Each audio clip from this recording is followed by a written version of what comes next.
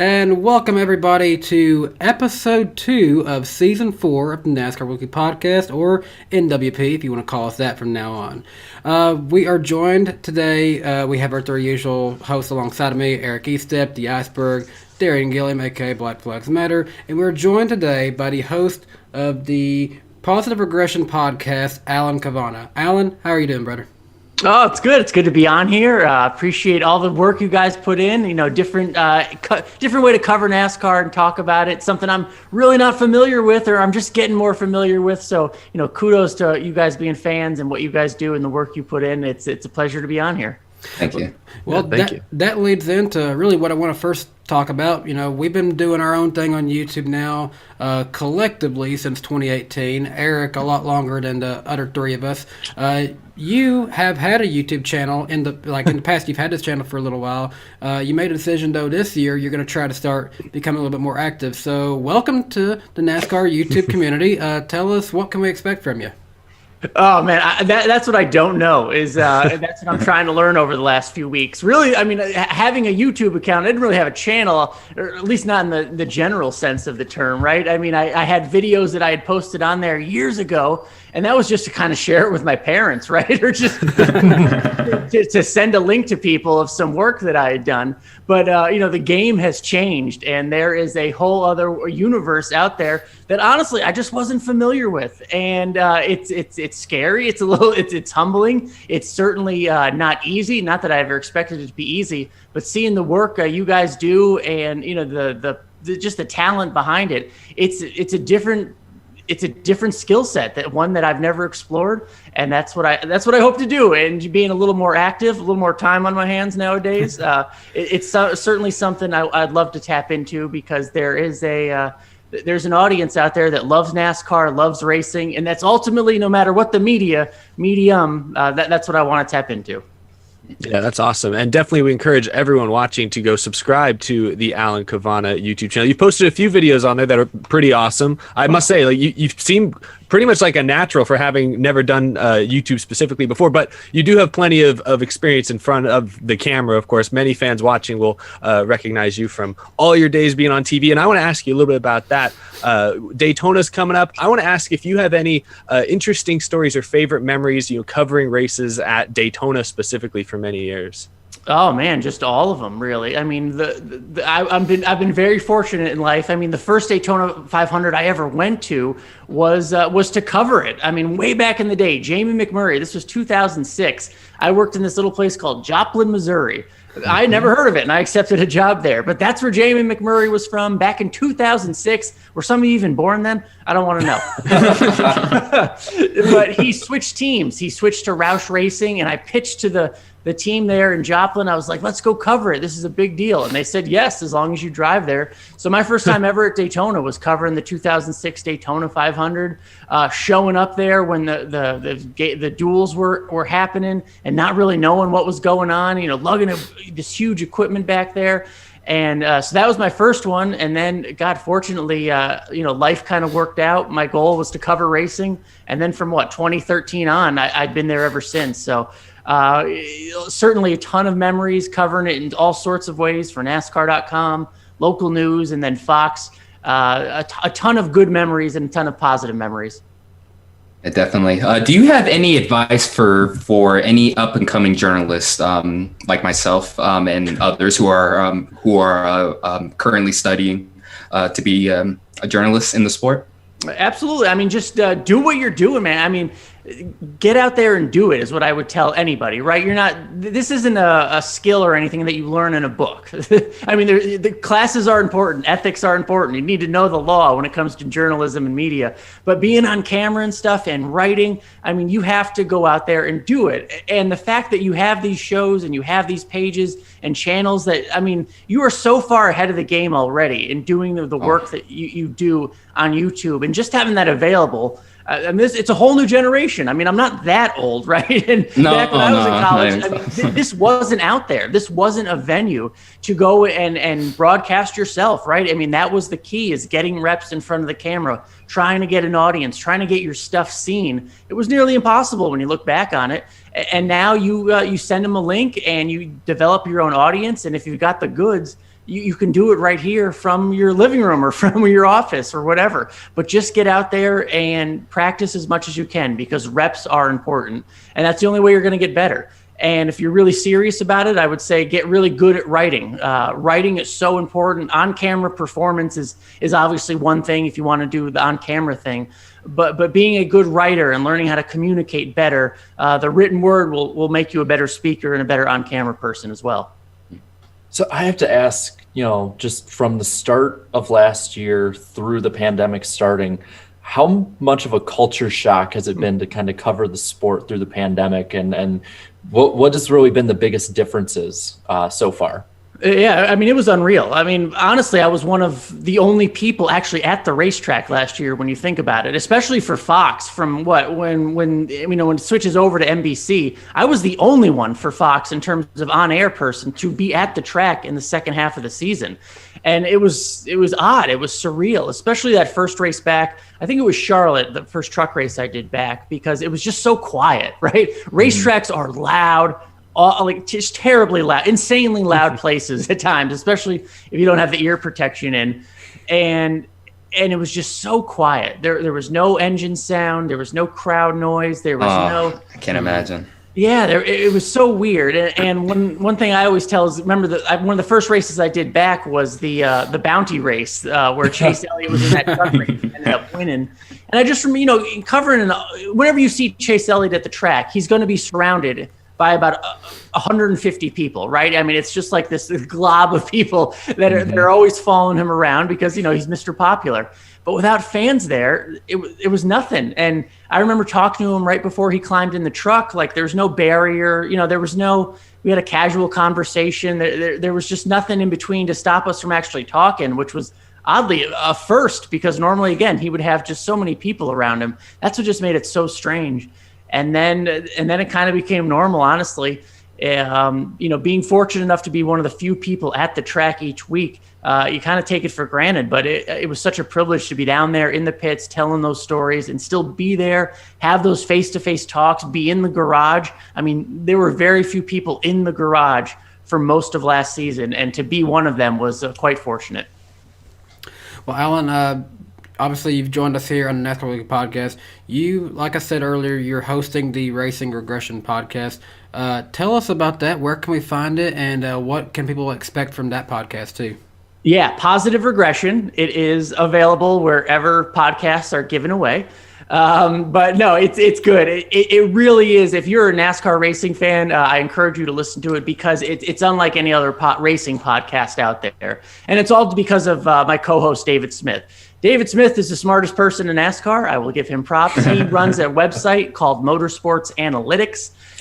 That's him. Yes, okay, if you are familiar with analytics in any other sport, it's a big deal, right? I mean, football, baseball, really diving deep into these weird kind of subcategories that can be hard to understand, but those exist in racing. David Smith basically invented them, right? Mm-hmm. I mean, he has all these metrics and all these, passing and restart stats that get overlooked because they're not, the baseline kind of stats of top fives, top tens, all that stuff. But when you look deeper, there's so much more out there that you can see on the track that's going on with these drivers, how they produce out there. And we kind of help you explain, we help explain all of that. And I like to think it makes you a smarter fan. And I know this because I got into David's work because I became a smarter racing fan, a smarter racing journalist, because of the work he does. And it's a type of podcast you definitely won't hear anywhere else. And so check it out, and I promise you'll learn something. Definitely. Yeah, it sounds I'm writing it all down right now. Yeah, write it down. I'm writing everything down. I'm taking your advice. Class is in session. Yeah. Well, while we have you, Alan, obviously the season's about to start with Daytona, so we have to ask you some of your takes on the big leading stories going into this season for sure. So starting with the Busch Clash being run on the Daytona road course, I've seen a lot of debate about, last year's race was a bit messy on the oval, but a lot of people now seem to be almost coming back to like, oh, why are we running on the road course? Like, why did we go leave the oval? I've seen that debate happening. How do you feel about NASCAR running the road course, and who do you expect some of the favorites to be? I mean, Chase Elliott, certainly, Martin Truex, until they are dethroned. I mean, there's no reason not to pick them as the favorites, right? I mean, Blaney's been really good on the road courses.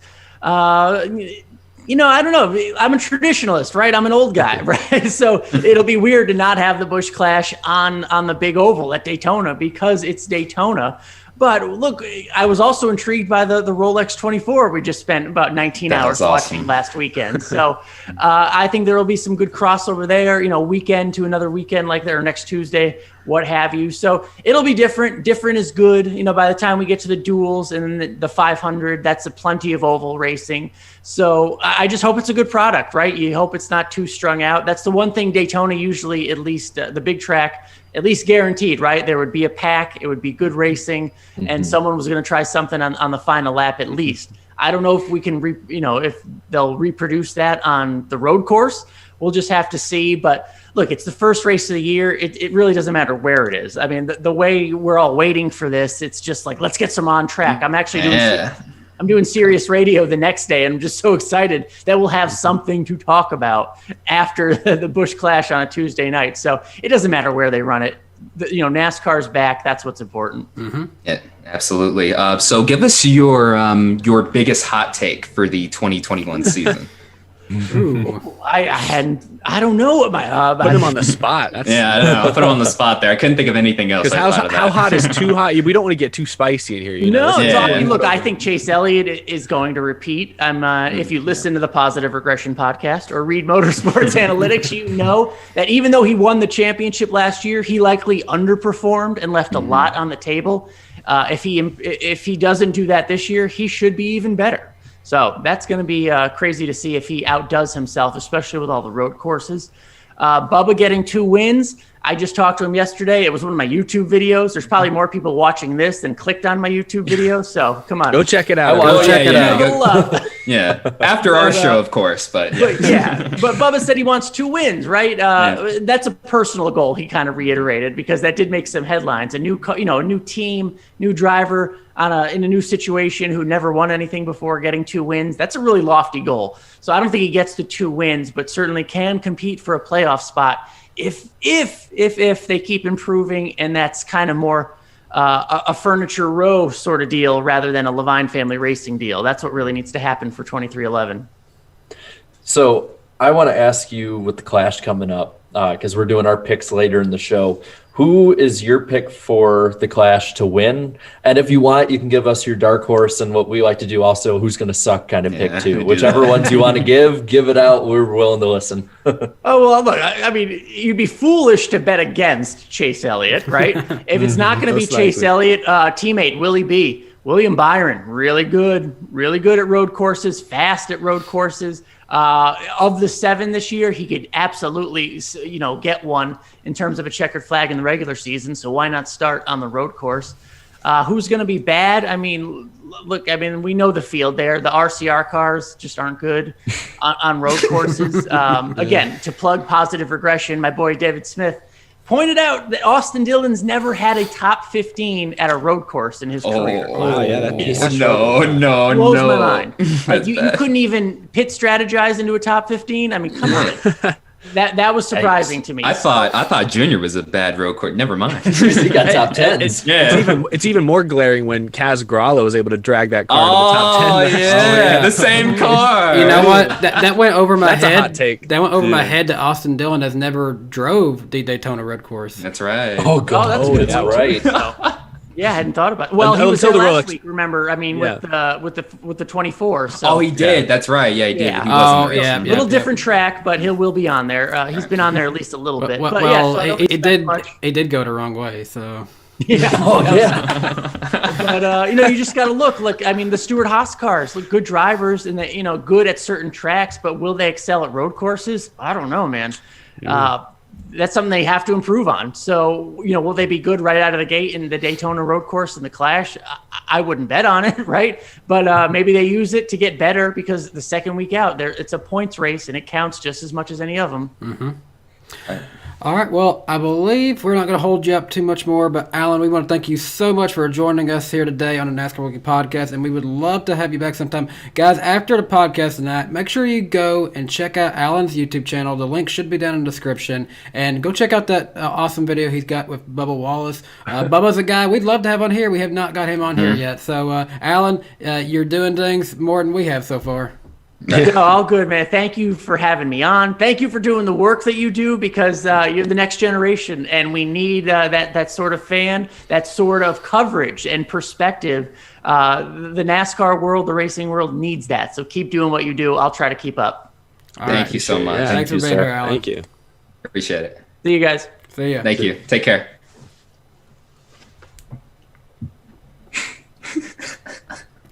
And Thanks forever. there's a doggy. Oh, look, he ends it with the Doggy. Oh, there's a doggy. Let's see dog in the chat, guys. Yes, doggy. Spam it. I was asking Spam it if with its eyes are croissants. open, but now they're clearly not. Before the show. Oh man, that was fun. Awesome, yeah, yeah. Alan Cavanna, bro. I remember watching him back in high school, on Fox 2014, 2016. Oh my goodness, part of my high school days, watching NASCAR for sure. So it was cool to finally talk to him.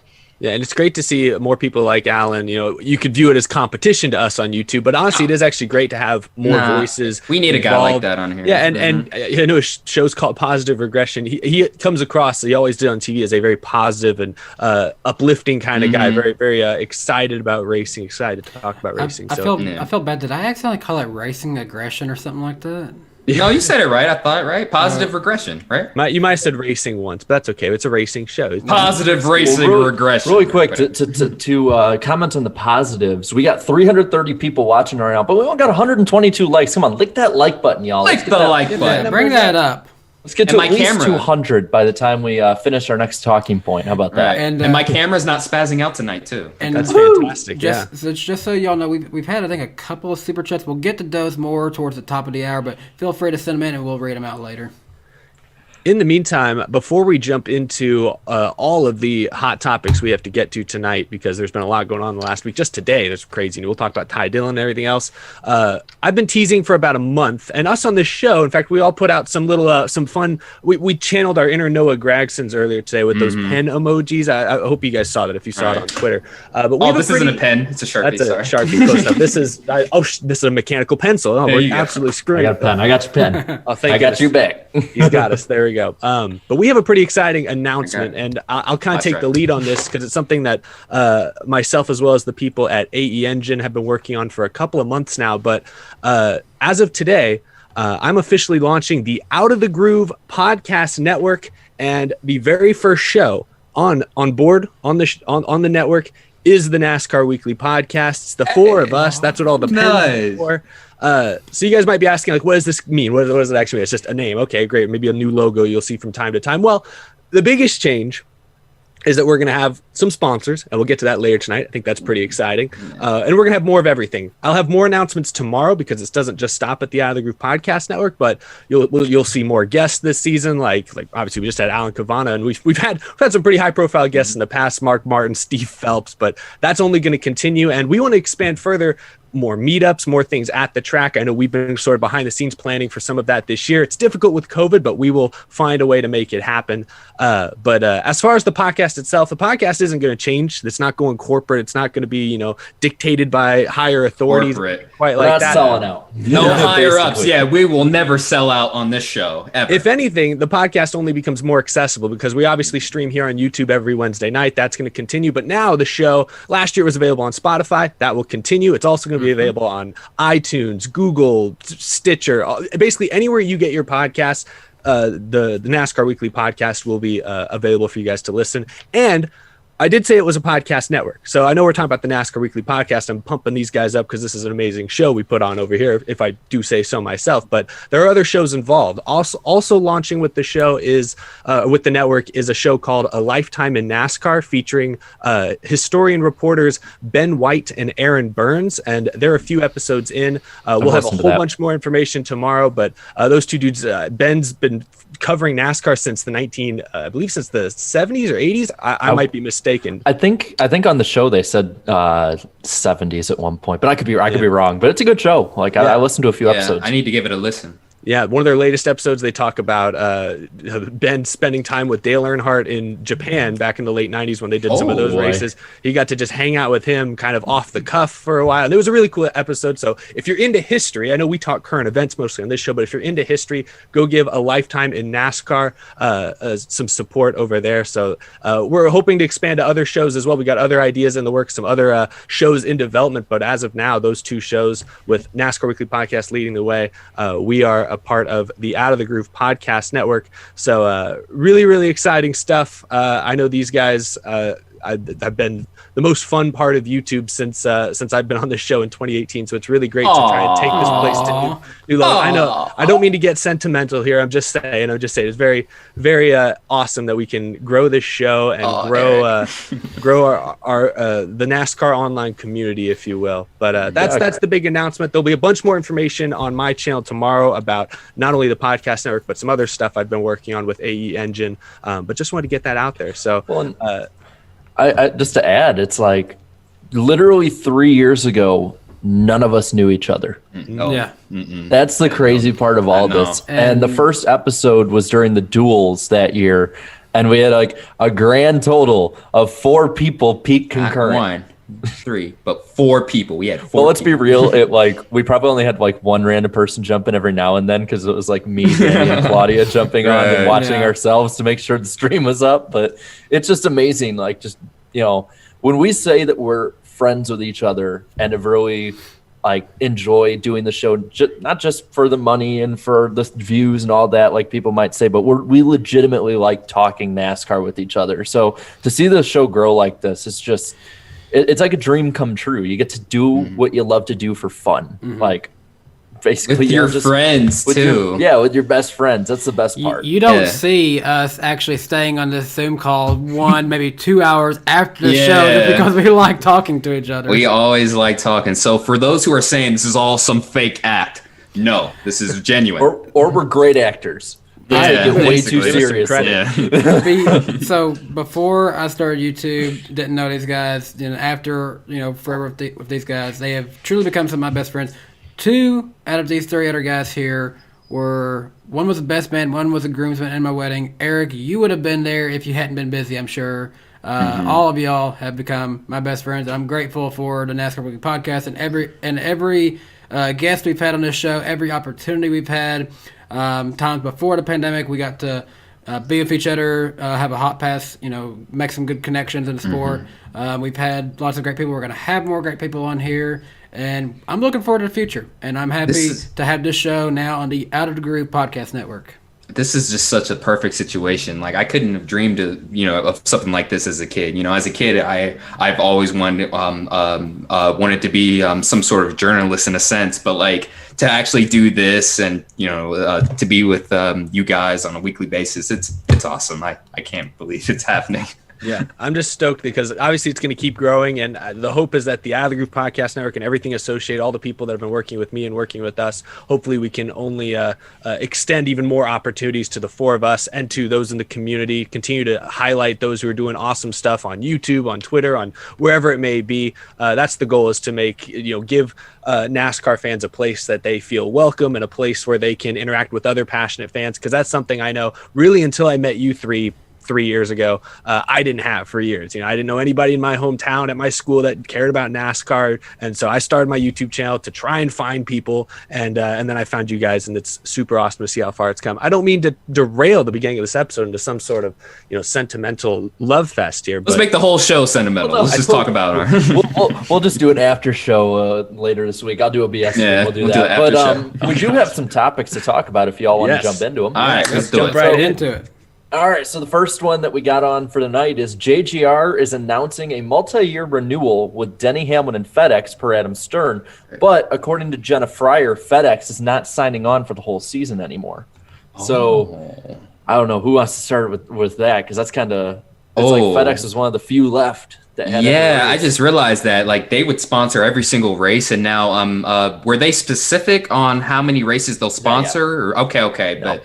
damn, imagining Denny Hamlin in something else other than FedEx colors, that's Well, gonna be weird. sports clips at one point. Yeah, but like, FedEx, that's like, that's his thing. I kind of imagine Domino's wants to come in with Yeah, I would assume. Domino's, they spent millions of dollars in advertisement just on that one PJ commercial in general.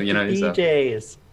Yeah, Domino's seems like the obvious choice. It could be a surprising one that's not currently with JGR. I would tend to believe it will be. It will be like a Sport Clips or maybe like a Reese's or something because they've moved over to Truex. Maybe they move over to Hamlin. But I think Domino's would be really fun. When was the last time we had a Domino's primary scheme in the Cup Series? The Cup Series. 2007.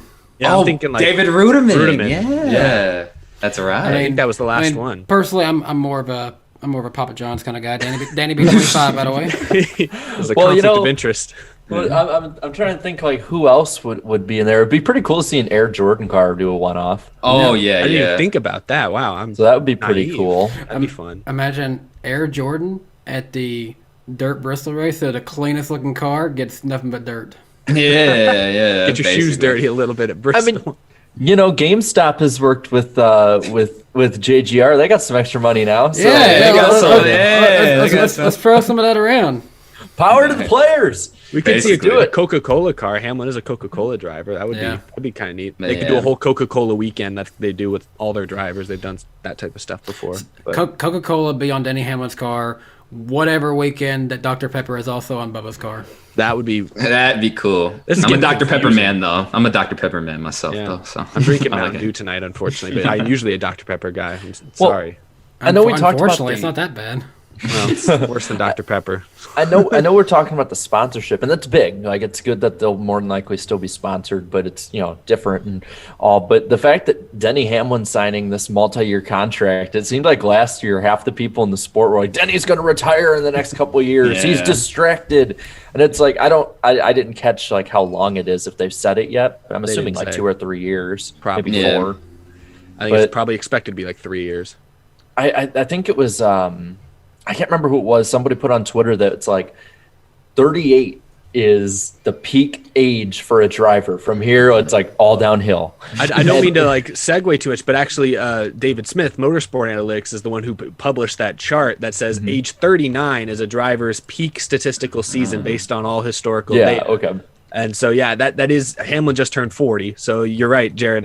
That idea indicates, Hamlin may be in the back 9. His best days could be behind him, but I don't know how. Obviously the chart can be isn't always correct. Mark Martin was winning at age 50, and prove the chart wrong, Hamlin. Prove the analytics wrong. 44, 45 last year, whatever he was. So. Tell that to Harry Gant. Somebody said in the chat. Harry Gant. Good point. Good one. You got me there. Good one, bro. But I'm just kind of wondering, like, is this his last contract signed? Because it seems like drivers, like, of course you got the Harry Gants and the Mark Martins that break the mold, but it seems like drivers are retiring earlier now compared to before. Well, I mean, it's pretty. I mean, like, ever since Dale Jr.'s retirement, I really think that trends began to unfold in a sense. Just because Dale Jr. with all of his health issues and all that stuff. I think drivers, they're starting to realize like, hey, I can't do this forever. I want to, live my life outside of, doing this and all that. So yeah, it doesn't surprise me. And then you get Ryan Newman, who told the media this week that he's not afraid of the Daytona 500 because he just doesn't remember. He doesn't remember. That's crazy. But we remember that, unfortunately. But I'm sure he's seen replays. But I'm sure. But no, you're right. Drivers do seem to be retiring earlier. And in Hamlin's case, the reason there's always been so much speculation around him is especially with the announcement that he's co-owning a major team now and is taking up some of the day-to-day responsibility there. He might be spread a bit too thin. I'm a little surprised he signed a multi-year deal. Quite honestly, I didn't expect him to retire after this season, but to commit to probably at least 3 more seasons. I don't know. Hamlin always strikes me as like a wild card. Like, Edwards, retiring out of nowhere was shocking. If Hamlin did that one day, like, I wouldn't be as shocked. That's the kind of thing. Hamlin just seems like how's it go? He goes to the beat of his own drum or something like that. Oh yeah, beat of his own drum sort of thing. Yeah, but I mean, it goes to show the loyalty between Hamlin and Joe Gibbs Racing. I mean, been together since. I wanted to say 2006, but no, he was racing for them in like 04. I remember too. So a long time. And then you got some people like a Joey Logano who is just in his early 30s, actually, but he's in now his 12th season in the Cup Series now. Gosh, dude, like it's crazy. It's crazy. Like Logano's old, but he's not old, basically. So. Oh my God, it's been 12 years since 2009. Yes, it's been a minute. Or maybe 11. It's been a while now. Yeah, Well, it's 2021. It's been 12 years since 2009. Holy crap! That stuff sneaks up on me. But I think it's too, the loyalty aspect is, it still is relatively recent since JD Gibbs passed away. And that 11 team was like his baby. And Hamlin was like the driver they developed into that. So I think part of that too is like keeping that legacy going in a way. I mean, I could just be putting, 1 and 2 together and making 4 out of it. And it doesn't make, that's not the reasoning at all. But I kind of feel like that would be a little bit. That's part of it, at least, I think. At least I have to feel like it would be. I mean, he's done him well. I mean, the amount of wins that he has gotten with Gibbs. He's gotten his return on investment for sure. Yeah. Still no championship, but like at this point, I mean, Hamlin's a Hall of Famer though. So like at this point, I feel like, a championship, in his career, it would be great, but if he doesn't get it, then I don't know. It's not a big deal to me. I'd love to get him and Mark Martin together just to talk about that, because I feel like both of them can understand each other's situations of being like some of the best drivers ever. Because Denny Hamlin, at the end of the day, is going to be a top 20 NASCAR Cup driver of all time. Like, I don't think there can be too much denying of that. But of being one of the best drivers ever to race against the best ever, So that would be an interesting conversation. We should set that up sometime. Yeah, hopefully we can. Lord willing, hopefully we can get that set up. But keep moving and stuff. Another story that came out this week, and I think this is the one that we're all most intrigued with. NASCAR says that near the end of March at Martinsville, they hope to have their manufacturers owned next-gen cars. Expect unveilings late in the spring, because basically the next-gen car is done with development. They just need tire and organizational tests. Originally they were saying it will come out in 2022. I remember Matt Weaver said there's a non-zero chance that we might see it running before. We might end up in a 2007 situation where we're seeing it used every now and again. I would really prefer if that doesn't happen, to be quite honest with you. I just wouldn't like that. But if they do it, oh well. Maybe an all-star race car. Maybe the All-Star, because what's the All-Star schedule for this year? It's scheduled for July, right? Yeah. For Texas. June. It's at Texas. It's but July. I think it's in June between Sonoma and... Oh, is it June? I think it's between Sonoma and Nashville, I want to say. Yeah, I think you're right, June. I think it's just before Nashville, I believe. Yeah, before the Nashville race. It is. That's right. Well, okay, then maybe that ruins my theory, but I know there's other reports that say the teams will have their specific cars. Like the manufacturers, their designs have been approved. Those cars are going to be tested soon and everything, but each individual team, Joe Gibbs, Roush, Penske, they might have their cars by June. My thinking was that could open the door to a possible, test race in July if the All-Star race is July. But you guys are right. If it's in June, I forgot the schedule. That's probably too quick of a turnaround. I don't think that's happening. Here's an interesting idea, just for the pure fun of it. If you're guaranteed to be into the All-Star race, you can run a new car. If you got to come for the Open, you're racing in the old car, and you got to race that car against the new car and see how it does. Oh, God. I wonder if that's an advantage. That's... Yeah. Hey, it's the All-Star race, so why not? Why not make it like super gimmicky? I think something they could do though to kind of get a little hype built up for it is there's no reason that they can't, because they're going to be doing tests. So they're going to be testing probably all the way up until the last second they can, just so they get as much information. Why not stream it on YouTube and just be like, okay, this is like what the cars look like. I'm not saying you have to have a broadcast there, but just like what they did at Las Vegas and that's field right. and go by and stuff. Something like that. It would. I think it'd be something really cool to do. It'd be able to hopefully get a lot of hype built up and do it at different tracks. If they're going to do like in the off season, if they do that, do one day on the oval at Charlotte and then set up the Roval for the next day for testing, just so you can keep getting more information and more hype build up and people knowing, getting fans acclimated to what's to come. Yeah, I like the idea. I definitely think future tests, should start to become more televised or more, every test to this point has been super secret. You only see exactly what NASCAR wants you to see. Whenever they hand the drivers the phone and say, all right, talk about the car for a minute, that's all you get. I think some of these future tests, we got a little bit of it at the last Charlotte test. There were a lot of journalists and stuff allowed to be there taking their own videos and stuff. But yeah, for the most part, NASCAR likes to have a more it's controlled environment. Yeah, which I get because development is such a tedious process, and it's very so many people are anticipating what it's going to be, and if the wrong bit of information gets out there and they don't control it the way that if there's misinformation, that could ruin the car's reputation before it even hits the track in a environment. So but I agree with you, Jay. I think in these upcoming tests they should be streaming them on YouTube at the very least. You should see them. They should be more accessible. If fans want to sit there on a Wednesday afternoon and watch, just kind of a security cam or like a drone cam footage, just sit there and watch a car, security cam, and their own little stopwatch. 31 seconds. Nice. Oh, he got a little loose, didn't he? He's spun out and crashed. Let him do it. Yeah. Oh, the car's on fire. Oh, he got ejected. So I was thinking this could also help the broadcasters. Because if they're wanting to do new stuff, so for instance, NASCAR at the 500 is going to be debuting the Megalodon cam, Fox is going to be doing that. So I'm assuming they're going to be testing it probably during the Clash and stuff like that.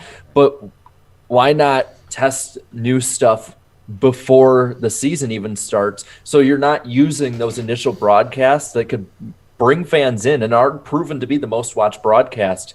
You're not using those as your test session. So if something goes wrong, it's only in front of 20,000 people on YouTube instead of 2 million, 10 to 15 million on TV. Mm-hmm. I think it'd be something really good that would really help every party involved for the most part, especially if it was closer to home, like Charlotte area, Darlington, stuff like that. Right, absolutely. Really, 2022 is going to be like a renaissance for all motorsports, like F1 with their new car. NASCAR has a new car, and I believe IndyCar. I don't know if they'll have a new car per se, but they'll definitely be making some improvements to their package. So, can't wait.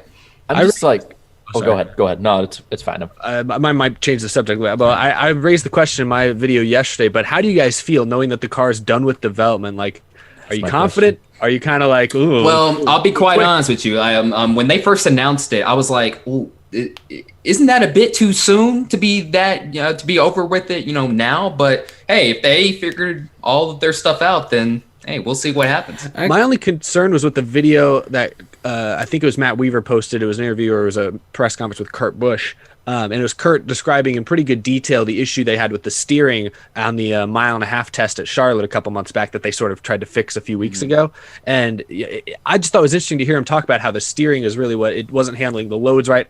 I'm paraphrasing. I have no idea what he was really saying, but he was issue with the steering. And in my head, I'm thinking, I remember William Byron spun out. I think it was at Homestead. I think it was it was Auto Club. I remember that another intermediate. But I'm like, they've tested the car at multiple intermediates. And this is why all along I wanted the veteran star drivers to get behind the wheel of the car, because I think William Byron's really going to be able to illustrate the issue with the steering the same way Kurt Busch was, because the fact that they're still having steering issues on the 1.5 mile a year into testing, and then after one little extra test just a few weeks ago, it's it's fixed, it's done with development. That's the only part I'm a little concerned about. Well, to be fair, Martin Truex Jr. did test the car with Kurt Busch at Charlotte, and I believe Ryan Truex had tweeted this because he had said he had texted his older brother Martin and asked him how the car drives, and his response was, "It drives like a race car." And okay, that's music to my ears. Yep. So, but I mean, what does that mean? That every race car drives like a race car? Well, I would assume. I mean, because Martin Truex Jr. I mean, he came up in the early 2000s in the Gen 4, and then raced with the car of tomorrow, Gen 6, all that stuff. So I would assume his input that means a lot. I feel like his words definitely carry a lot of weight too when he says that.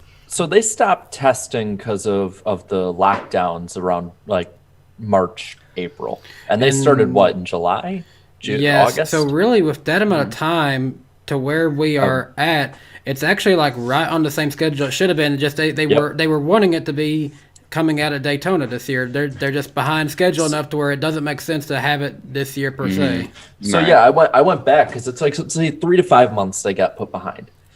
if you go back 3 to 5 months, it's September to November, which is actually right around the same timeline that the Gen 6 was tested with. That's when they should have been having things approved, and the entire offseason teams would have been building their first few cars. Now they're in a time period where they're going to have to get a lot of these cars built before they could actually even say, okay, go race them now. Yeah. Well, remember, it's not even the teams building the cars, and that was part of the issue. Oh, it's Dallara, right? Dallara, aren't they? Well, I think Dallara helped them design. I don't think they're building them. I don't actually know for sure. I'd have to refresh my memory on that. But yeah, I think that was part of the issue with COVID too, is the manufacturers couldn't work on the cars. There were supply issues because of the shutdowns. So. And this whole time, we've only ever seen a design that resembles a Camaro. We haven't even begun to even imagine what the Ford and Toyota options are going to look like. Or the cars look like anyone Jackson else. Storm to me, like every single test car. That's what I'm glad I'm not the only one that thought that. And I'm not even a big Cars fan. I think that if they do it right, though, it actually might turn into a bit of a positive for the thought that it gives the teams now basically a year to get the cars prepared. NASCAR, I think NASCAR should test as much as possible, to be completely honest with you. Yeah. Because just in case Pandora's box opens during testing, you can at least get some problems that might pop up fixed earlier. Maybe they got it all figured out already, and I'm just blowing smoke up a tree at this point. But in my opinion, that would be a really good way to spend their time. You know, the teams can probably have the cars prepared by playoff time, let's say, and would have September, October, November, December for the most part. I'm sure that a lot of people want to enjoy their Christmas, January, and then I think the last thing they should be focused on, in my opinion, as much as it probably goes against what I said earlier, is the super speedways, because it takes up the least amount of the schedule of any type of race track. Right. And it seems like it's relatively easier to figure out than a good intermediate program or a good road course program. But I think it has to relieve a bit of stress for the teams, knowing that they have a bit more time than they would have before to get stuff prepared and ready. True. So I think it could be a positive. I hope to God that they keep the X pipes just for the super speedway sound. Please, I don't even know if those. it'll sound the same, but I hope it does. So I hope they keep that. I think ultimately, I think the tests that we've seen for the last year plus really were just systems tests to make sure the car wouldn't fall apart, to make sure like the steering worked and the load, they changed from 5 lug nuts to 1 lug nut, those types of things. I do think the upcoming test that the teams will have more of a direct play in, the tire tests, and then later on, obviously each team's gonna be testing their own car and everything. There still could be tweaks to the actual rules package. Remember, they built these cars to sort of, you can convert them a little bit easier. You don't necessarily have to buy up quite as many cars that are only dedicated to short tracks, only intermediates. Some of these cars can be one size fits all with just a few little parts replaced and things like that. At least that's the way they've pitched it. Part of the way it hopefully will save costs in the long run. So I think the tests that will most directly affect the quality of the racing are still to come. And I think that's when the teams get involved and you get multiple cars on track, that's really when that stuff's really going to come into play. I think up to this point, it's just been to make sure that the car itself, which features so many different systems, underneath and inside the car that, NASCAR has never seen before, just making sure those don't fall apart. And I guess they feel confident. Again, like I said, 2 months ago, they were not confident about the car on the intermediate track. So for them to go from nervous to okay and 2 months seems quick. That's my only concern. Yeah, my only concern is just please, NASCAR, don't rush this car. Take your sweet ass time with it, please. Just make sure the racing is solid, please. Yeah, I pretty much on the same page with you guys. I'm just in general, I've been very hesitant about the car just because when everyone starts jumping on a bandwagon, I'll admit that I want to be contrarian. No, I'm kidding. No, but it's just one of those things like, we've all been saying, we haven't seen it race on the track. We haven't seen the finished product. So I still want to stay realistic. It's not going to be perfect when it starts out. We're not going to have, it's going to be like 2011 with the best years of the COT, or it's going to be like the Twisted Sisters come back with the Gen 4, or like 2014. It's not going to be perfect right away. If you look at 2007 and 2013 with their new cars, and 2008 even, it wasn't perfect, and they improved on it as they went. I just to finish my point, I would say I think people need to curb their enthusiasm, but at the same time, be excited, because it is something that is a long-term investment more than just, oh yeah, it's going to make 2022 good. All right, then we got to kind of restart from there. And it's like, no, we're going to build on this coming year. Yeah. And build the racing up long-term too, to make sure the racing long-term is always going to be good. On another weird positive note here, as a racing fan, good thing of them getting this thing done when they have, and the manufacturers will be getting their designs finalized in the next few coming months, it sounds like. That's good news for people who like to collect, because they can get those die-casts made as soon as possible. Hey! Yeah, that's right. Yeah. Good point. I'm ready. I'm ready for something new. Right. I think that's why there's so much excitement though with NASCAR fans. We're ready for something new. Yeah, new schedule, new drivers coming in, and now the new car, 2022. That's going to be the next generation of NASCAR. So it'll be exciting to watch. I think we can get one more big story in before we go lightning round or anything else we need to do before that. If y'all are down. Yep, let's do it. All right. So, again, people have been telling us all offseason we need to talk about the lower series, so your wishes have been granted. And it will continue to be for the rest of the year. NASCAR is going to extend the truck fields from 32 trucks to 36 for all races in 2021 that have practice or qualifying, or both.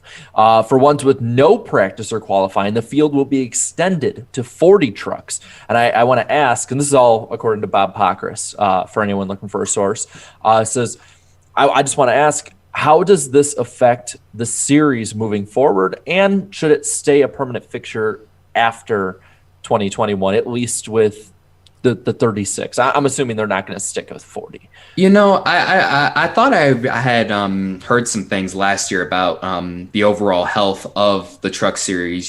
Some of the car counts were pretty low for some races in the past couple of years, and now to hear this 36 and then sometimes a 40 truck field, if they can fill it up, then more power to them, man.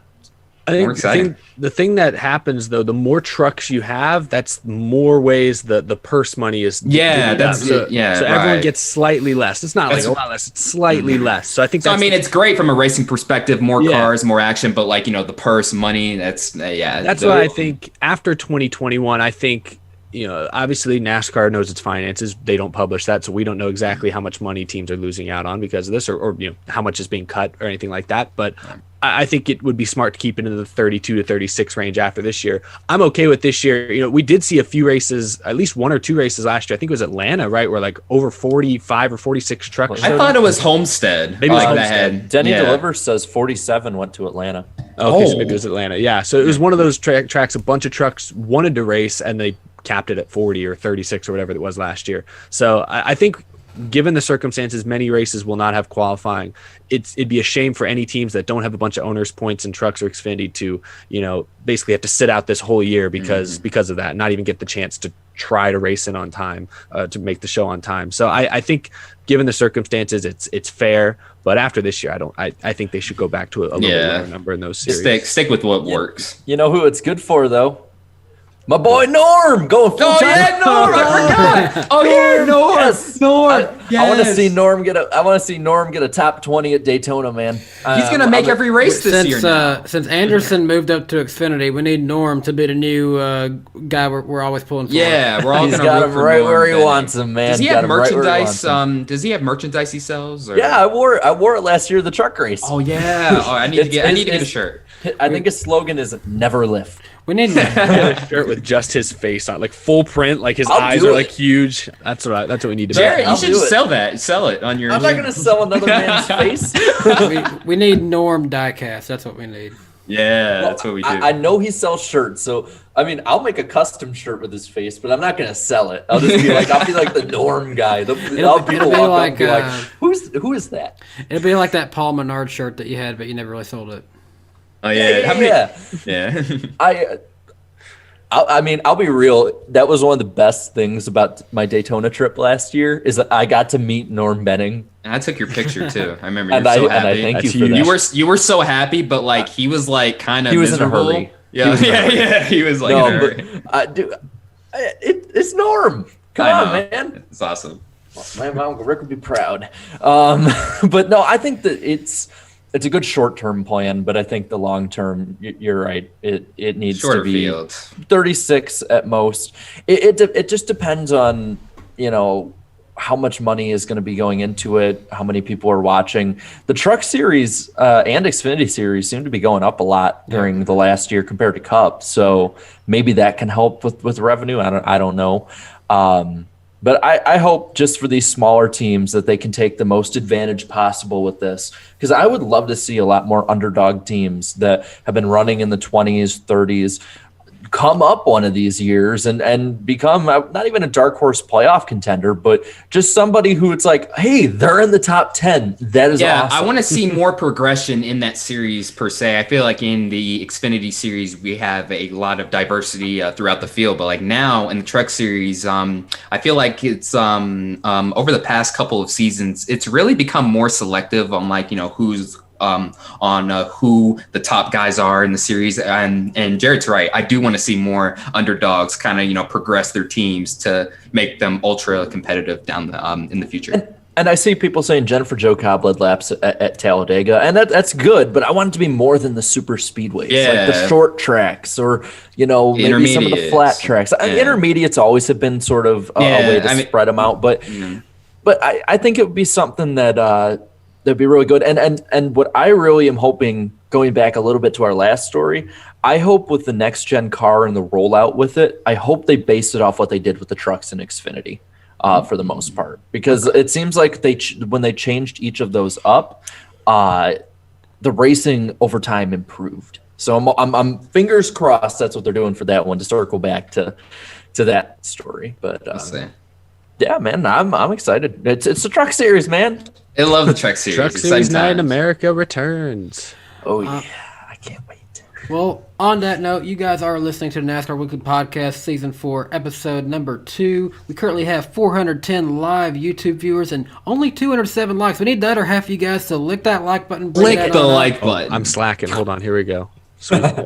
Well, before we get to the lightning round and we get to reading all these super chats we've been getting so far in this first half of the show, like I mentioned earlier, it's the Out of the Groove Podcast Network. We do have a sponsor. Is this the first ever sponsor in NASCAR Weekly Podcast history? Well, it's a pretty big one, too. We were talking about diecast earlier. Today's episode is brought to you by Lionel Racing, the official diecast of NASCAR. Be sure to order. Look, oh my gosh, you guys, I got one too. Oh, yeah. So beautiful. Order, the 2021 diecast of your favorite NASCAR driver now at LionelRacing.com or any authorized Lionel dealer. And don't miss the NASCAR Authentics waves coming to Walmarts and Targets near you. What was the new wave they just revealed? They revealed some pretty cool cars.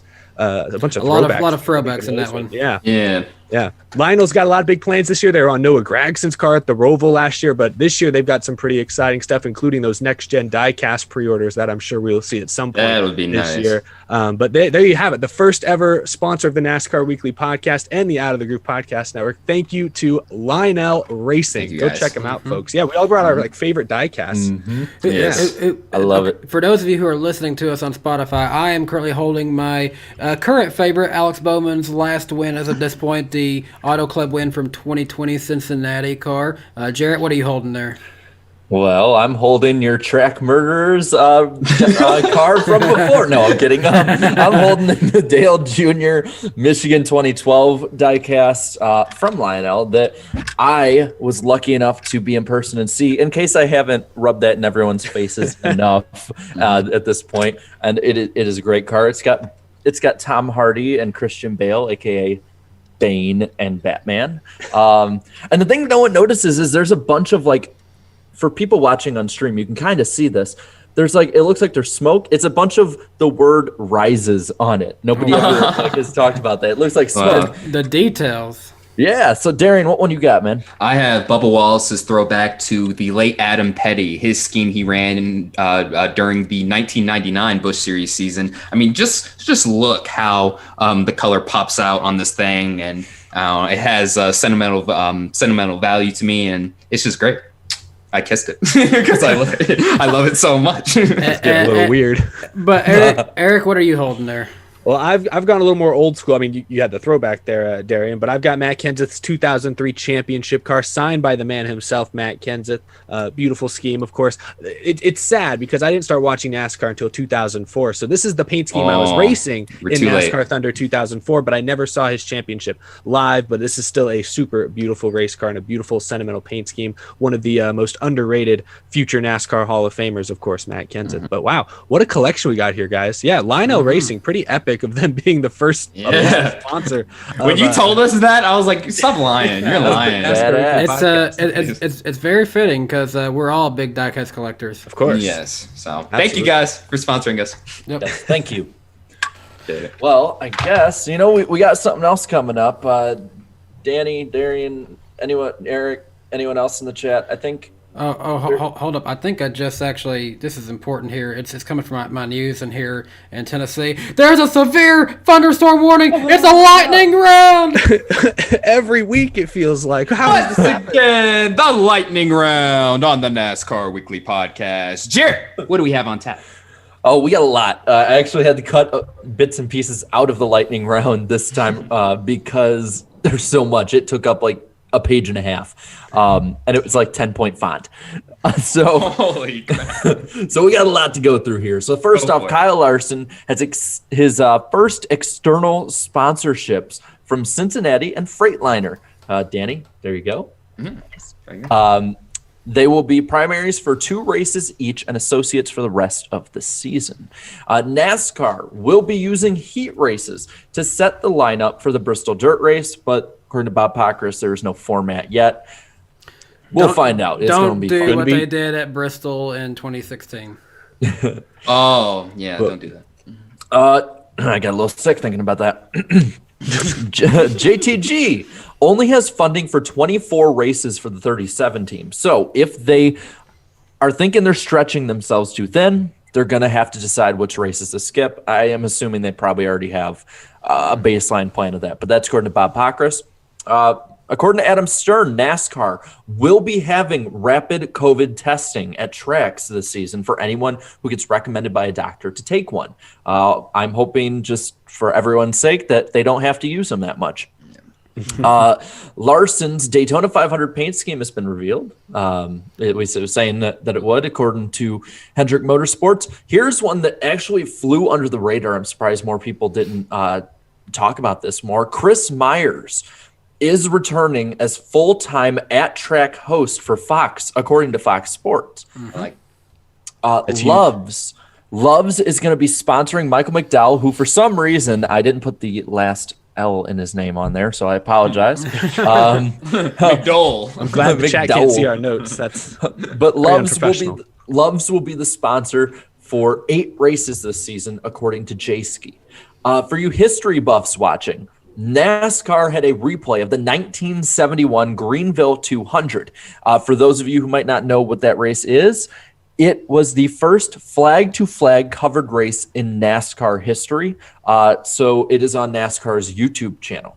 There's a cool little Wendell Scott interview in there too when he was out of the race. So pretty historic broadcast. I clicked onto it and they're like, Richard Petty is struggling right now. He's already a lap down, only 50 laps in, running 7th. And I'm like, oh. Different era. Yeah, different era. Wait, he was running where?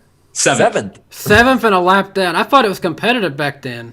Oh, no. Some of these races, more the attrition. It's more of the attrition. Yeah, it really is. If you think, like, if you look at it a lot, at least in the early 80s, late 70s, but back then, no. 30,000 spectators are expected to be at the Daytona 500, according to Adam Stern, and including us. Yes, well, us too. Yeah. According to Adam Stern, and also if you want to look at a comparison in the same state of Florida this coming weekend. 22,000 are going to be at the Super Bowl. So we beat the NFL. Yeah, we're the real Super Bowl. The NFL is the Super Bowl of football. They're looking down on us right now. Our grandstands are way bigger, though. It's not a competition, Danny. Really? Yeah, Danny. It's a rare W. Take it. It's not every day. It's not every day. You get to say, "Hey, The Daytona 500 will have more in attendance. It's a rare W. Take it. Hey, NASCAR may be the only ones who beat Tom Brady in 2020. Yes! All right, I'll take the W for the attendance. Let's not look at the TV standings though. Circle B Diecast is to sponsor Brett Moffitt at Talladega and Trucks. That was announced. Where you can buy some awesome diecasts from Lionel Racing. Yes. Oh, yeah. Roper Racing will be going full time in the Truck Series this year. Natalie Decker is not going to MBM, according to Toby Christie. Here's one that's good, but has a bit of a sad kick at the end of it.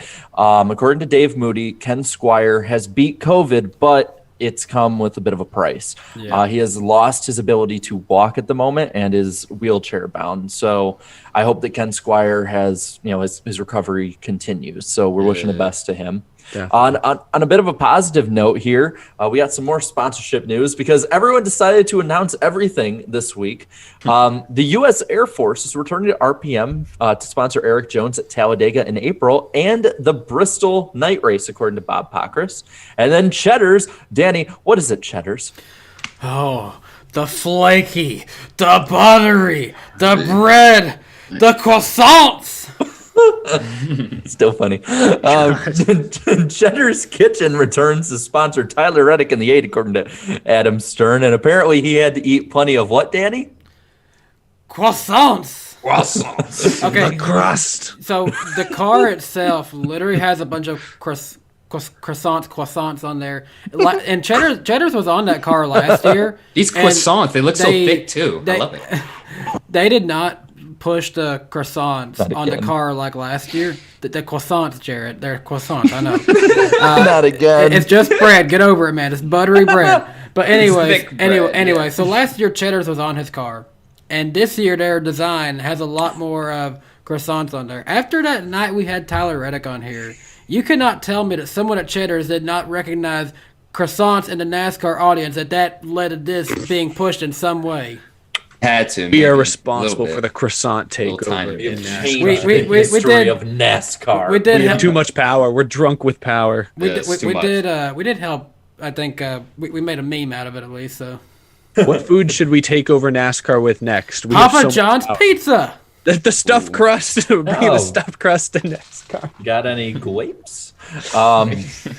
We're bringing back all the mid 2000s That is memes. an old reference.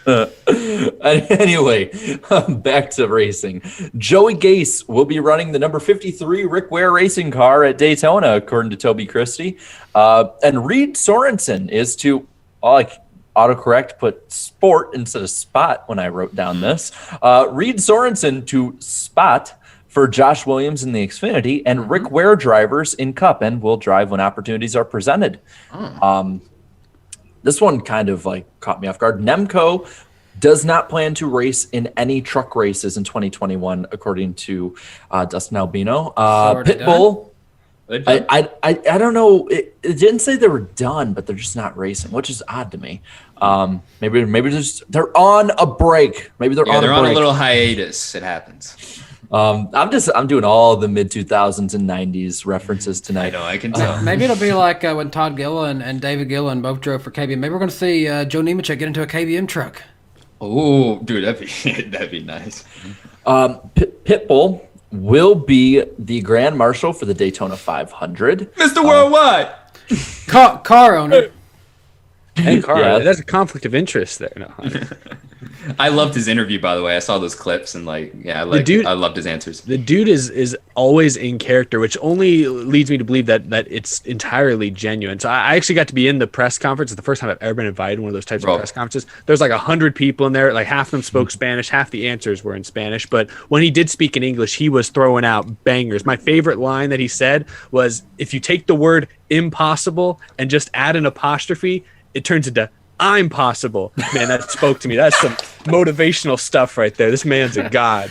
I love he was saying, NASCAR, it's not about a bunch of races. It's about one race, the human race. I was like, okay, I like this guy. So what was this thing? A school bell went off? Was he really in a school? Yeah, what was going on? I guess he lives by a school, right? He was in his school, and I think he opened a school in Miami or something like that. He owns founded some schools there. That's part of the tie-in with Trackhouse. So is he a NASCAR owner and a principal? I guess. Yeah, I guess so. Go to Principal Pitbull's office right now. I'm glad he's in the sport, though. Mr. Worldwide! A few more stories here. And I actually, I was going to end with one before doing a little promo for something. But you know what? For something that we do every year. But you know what? I'm going to save that one, another story I was about to talk about, for last on there. So the SRX body is going to be coming out sometime this week. They were saying Wednesday. It might have come out at this point. I don't know. I didn't see it before we went live. I didn't see anything. Pay attention. I was asleep. Alsco will be sponsoring 4 Xfinity races this year. Darian, you're going to like this. Both Vegas races. So hopefully there's not a Ponzi scheme with this one. The Charlotte Oval and the Texas race in June, according to Bob Pockers. And then Bobby Labonte will be sponsored by Cookout for his modified program this year. And then dude's busy. Last sponsor news here. Our buddy Rusty Walrus will be on the 78 car. Yep. And I'm Daytona 500. I can't Daytona wait. 500. Yeah, They surprised him with that, apparently. He didn't realize it was going to happen. Yeah, he didn't know. He didn't know at all. So that was cool. That was nice of NASCAR Heat to do that. If y'all haven't heard, Rusty Walrus, unfortunately, his YouTube channel still exists because I'm sure he loves watching everyone on YouTube. Mm-hmm. No longer any content, but it's really for a good reason because he's now community manager with folks over at 704 Games and the NASCAR video game series. So our boy Rusty is doing some big things. I think he's still doing the Twitch stuff, right, though? Oh, yeah. He's on Twitch. I think, yeah. He's on Twitch. Yeah. Yeah, so he's awesome. Yeah, just everyone put Rusty in the chat. Rusty! So Rusty will be riding along. Rusty. Hey, Rusty! Hey! What's Congratulations, up? man. Yeah, so Rusty's going to be riding along with the 78. So that'll be cool. Of Matt Tift, correct? BJ McLeod is McLeod. the driver. Matt Tift is no Slickback longer BJ racing now, I McLeod. think. I'll tell you what, that coming dude back. is awesome to listen to. Like he gives his opinions like it, it's going out of style, man, and I love it. He is so opinionated. It is so fun. We gotta get him on sometime. Well, congratulations, Rusty. Proud of you. Oh, and the chat's going nuts too. That's awesome, man. Yeah. And then we got one last thing in the lightning round. So every year we do this. Obviously, we can't do it this weekend, or not this weekend, this Tuesday with the Clash. But we'll just get an early head start on letting y'all know about this now. The NASCAR Weekly Podcast Fantasy League is back. Mm-hmm. Darian, you want to go into a little detail about this? Yeah, so I've been running this fantasy league for about 2.5 years. It's awesome. It's very competitive. We had our champion. I won't say the full name, but it's along the lines of Kyle Eats Beep. So that was our champion last year. So but congratulations to Denny Delivers, who won the playoffs. Denny Delivers. Yeah, Denny Delivers is the playoff champion. So that's the thing. NASCAR Fantasy has like 2 champions. Your full points champion and playoff champion. This year, I will say we're going to do something a little different with it because we have the ability to kick people. Put appropriate names this year or you're going. Yeah. Because remember, we have sponsors now. We got to keep it. We got to keep it appropriate sometimes. But just to circle back with that and all, I got to say that I'm pretty excited. I personally will not probably be keeping up with it. I'll be honest. I'll not put my name in there because it'll just take a name away from someone who wants it. Well, you're gonna be busy doing our own picks this year anyway. So we have our little point system. Yeah, we gotta do that.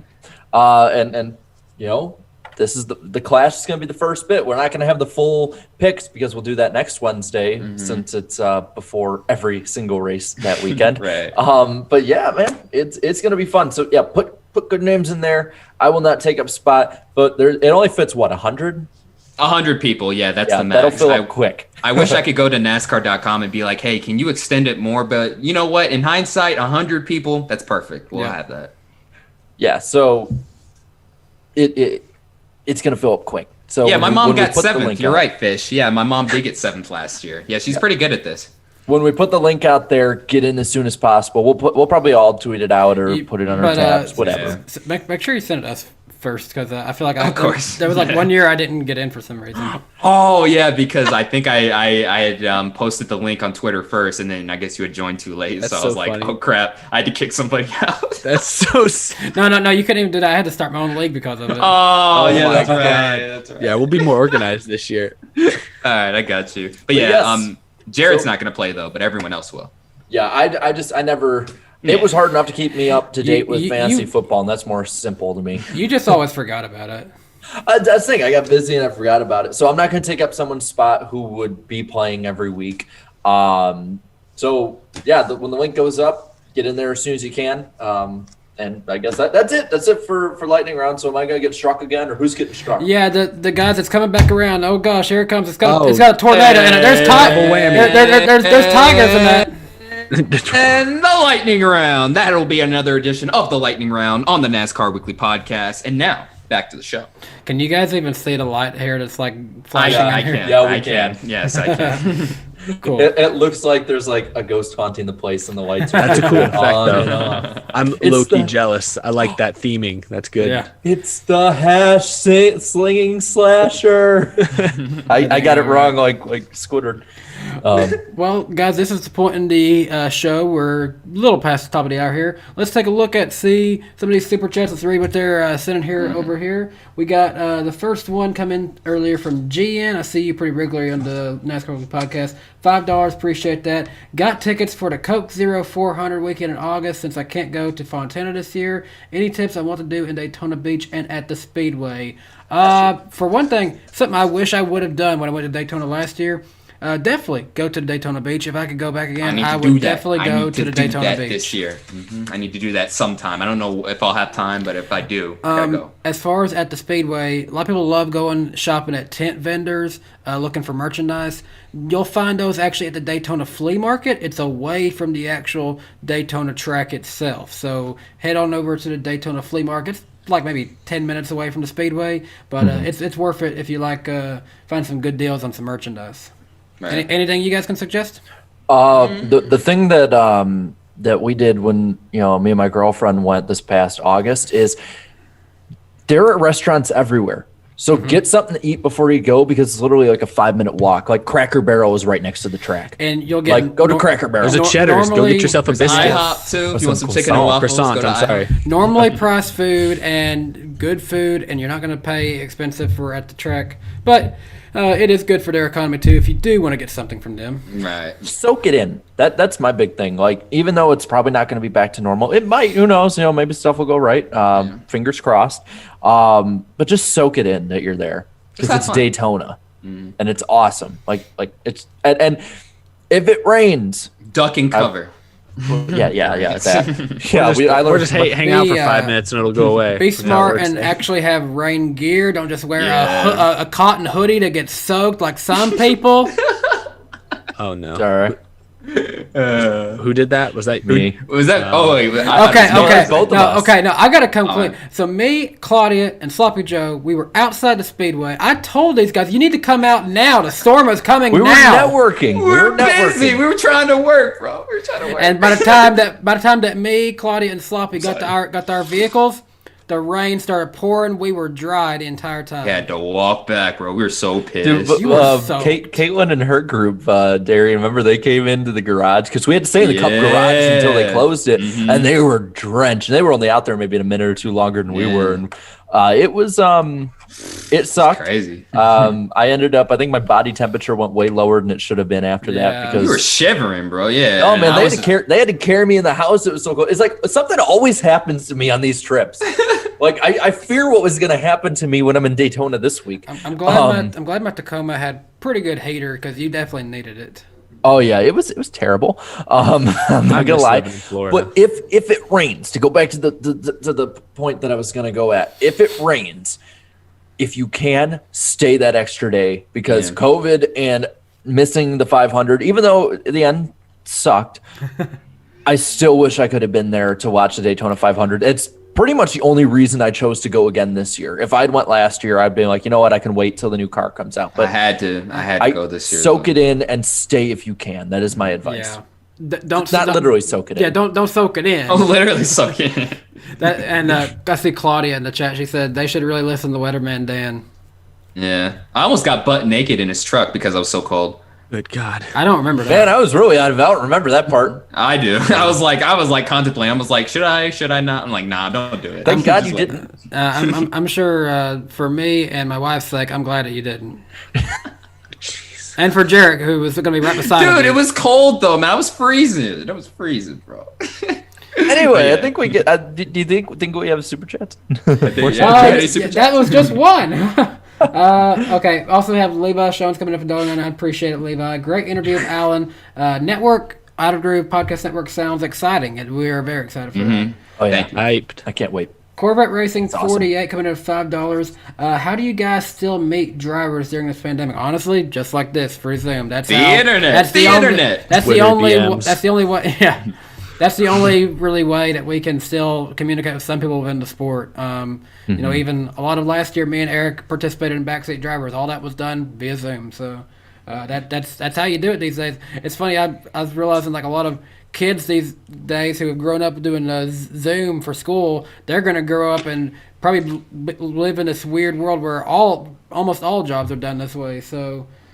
Pretty. Your snow days will be gone forever. Yeah, Yes. yeah. Oh yeah, they will. You have 2 foot of snow? Get on Zoom. It's too late. Get on Zoom. We're still y'all going had- to class. Fool. Y'all had snow days? That doesn't exist where I'm No, I never had a snow day. I'm in Vegas. okay, yeah. Oh my gosh. did. Craig Bar and Selly, appreciate the generosity there, Craig. $49.99 coming in. We really appreciate that. Yeah, so- Holy moly. No caption. It's one of those super stickers. Looks like a pear who's he's waving some flags around and Pair of what? like a literal, Just a pear. the literal pear with a face, or it's a bird. I can't tell. It's a bird. It's a plane. No, it's a super sticker. It's giant. It's jumping around the buildings, and the buildings are shaking. Appreciate the $49.99 there. That's really generous of you, Craig. Then we got Chris Cahill coming in with $2 Canadian. They ask, who gets more wins this year, Kyle Busch, Chase Elliott, or Kyle Larson? Chase Elliott. I will go Chase with Elliott. Chase Elliott on that for sure. Elliott. I think all 3 of these guys will have a win this year. Kyle Busch, probably 2 or 3. Kyle Larson 1, but Chase Elliott definitely going to get more of them. Chase Elliott will have 18. No, I'm kidding. He'll have probably like 5 or something. I'm going to say 7, not all on road courses, but 7 wins. 13. No, I'm not going to. Yeah, just Right. Ties. 36. 37. 37. I'll go with the 38. over. So 38. good. He'll win both dual races at Daytona. That's not even. Oh, that's right. Oh, well, no, he'll win his dual race and the All-Star race. So yeah, that is Add a 38. race. No, He'll win you his know heat what? race at Bristol as well. Yeah, 39. 39. Yo, they'll right? just enter him into the Open just for the hell of it. So Yeah. And he'll win the most popular driver. So that's another race. Tentatively, Kyle Larson has to race his way through the. Wait, no, he doesn't. He's a previous All-Star winner. I forgot. Yeah, that's right. He's a previous All-Star winner. He's good to go. Wow, that fun fact. I forgot that. Someone legit called into SiriusXM today and trolled Dave Moody by saying Kyle Busch would win all 36 races. Did he fall for it? Did he I don't fall know. for it? Oh, come on. Very Yeah. I bet you he did. You know what? Think of it like this. Jimmy Johnson fell for a troll tweet. You know what? We have to deal with troll tweets and troll YouTube comments. Dave Moody gets trolls right in his ear. Pretty Live much. on the airwaves. Nicholas Gray, appreciate $10 there. Do you think NASCAR is too confident in the Bristol dirt race by adding heat races to a track that was not built for dirt racing? Are we as fans too overly worried? I'm most certainly worried. I don't think so. I think just because this place wasn't built for dirt racing, heat racing is still going to be good. Like I'm for one. I'm hoping that it isn't like what they tried in 2016. That was a ridiculous way to call it heat racing. They did 50 laps of half the field, then 50 laps of half the field, and then they all did 200 laps and called it a 300 lap race. And it's like that's not right. It's not racing. If you want to do NASCAR. if you want to do a heat, if you want to do an actual heat race, do it right. You take about your top 14, let those do whatever they need to for like 10 laps and do the rest of them until, that's going to organize the field some way. Do it like that, not for many laps. We're just worried about the track conditions getting rough and the race being boring at this point. I don't think it's going to be like a sloppy mess at this point. I'm just more worried that it's going to turn into a really boring race where nobody knows how to pass and you just don't see much movement in the field, and it just becomes a letdown. Yeah. Yeah, that's the. I mean, to that super chat's point. I mean, I think it's completely fair to be concerned about it. I mean, there's just so many unknowns. We don't know, how this race is going to be out here and stuff. So, I'm a little concerned about it. But I don't know. I feel like if it ends up being one of those chaotic races, it'll be like a good chaotic. You know what I mean? So, it'll be a good one. And we got Bake the Snake coming in for $10. Appreciate that. I feel like it's a big middle finger to the lower funded teams who rely on the smaller fields because they obviously rely on the money to build their programs. Is that referring back to the the truck thing? Yeah, and that is the concern. Is it lowers slightly the purse money for every team? But yeah, I think that's why I wouldn't want to see it pass this year. I understand. Yeah, just this year, but then next year, please return it to normal because these smaller teams. I mean, they're the field fillers. So $1,000 means a lot to a small team. Field fillers are they are more important than race fans think. Field fillers, they need their fair compensation. So. We have Alex Tomasek coming in with $5.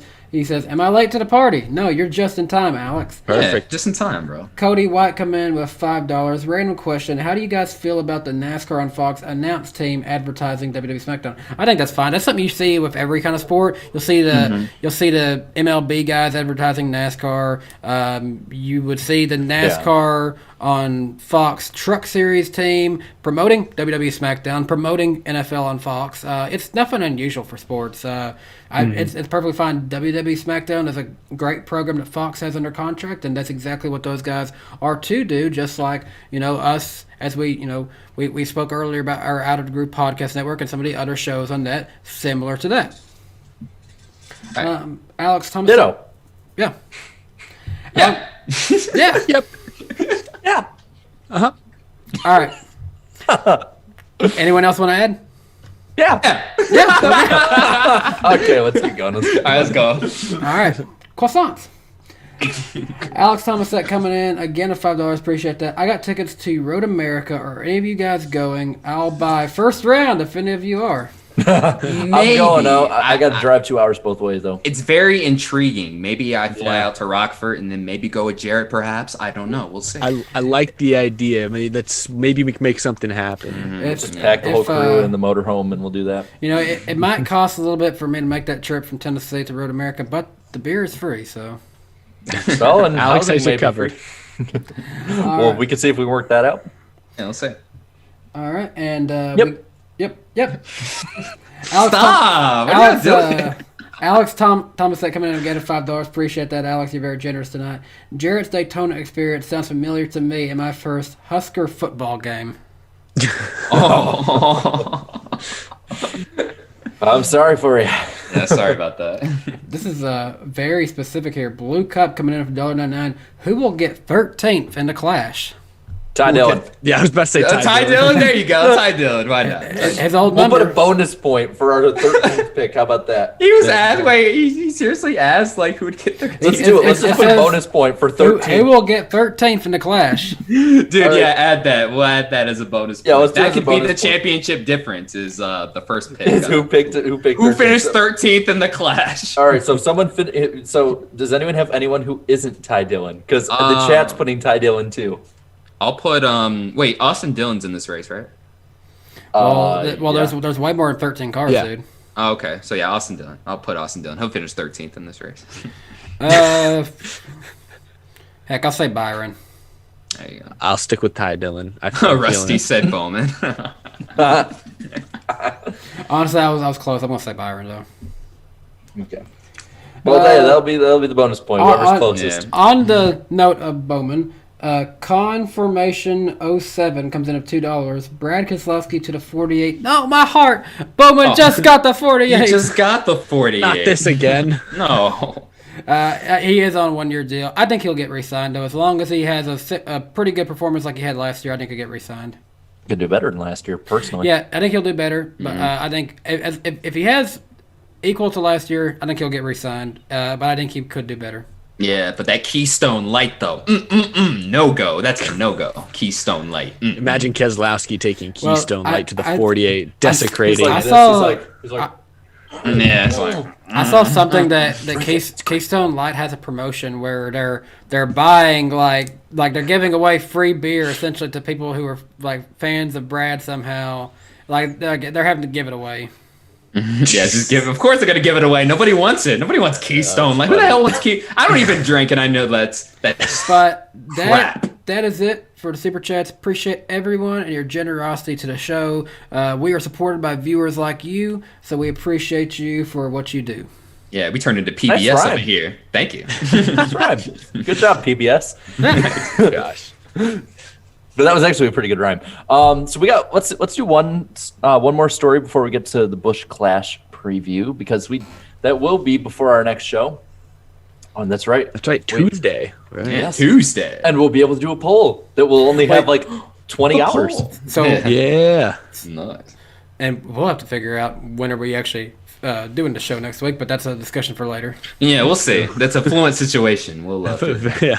We'll just play it by ear. But anyway, this is one we talked a little bit about when we were on the dumpster fire last night. GM is to cut full gasoline and diesel light-duty cars and SUVs out completely by 2035 and go full electric. So I got to ask, what's this do for NASCAR? I mean, first off, we know that Dodge ain't coming back because they want to put like a Hellcat in a minivan. So what do we think that's going to do for NASCAR, though, moving forward? Well, I mean, obviously they would have to go. They would start looking into going that direction, right? In terms of electric powered stock cars and all that stuff. But that's not for a very long time, though. So Might be 2035. yeah. I do think they're going to move that direction, though, over time. It's the writing's on the wall with it. Yeah. It's just a matter of, like, I hope that they can manage to not make it sound like complete garbage. That's what I want to ask. Because more than likely, it might actually increase horsepower. But at the same time, I don't want it to be like you're watching it and it just sounds like a wind-up toy. Like, I know it just sounds like that. It doesn't sound like it's just like It sounds like Star Wars lasers going by instead. but yeah, not as good. basically. Yeah. I honestly wonder, because I think we can all agree a huge part of the at-track experience is that rumble, the thunder, the black feather of the cars flying by. You need ear protection more often than not.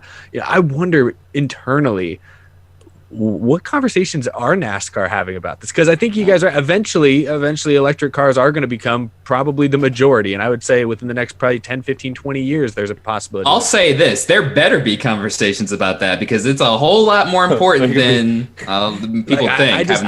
I do worry that in 10, 15 years, if I don't know that NASCAR, I don't see the Cup Series going full electric in the next 10 years, but I wouldn't be shocked if an Trucks, electric nationwide, series shows up. maybe. Yeah, I don't know. Xfinity. We could definitely see more hybrid electric components. I like what Slap says. It'll sound like a go-kart clacking around.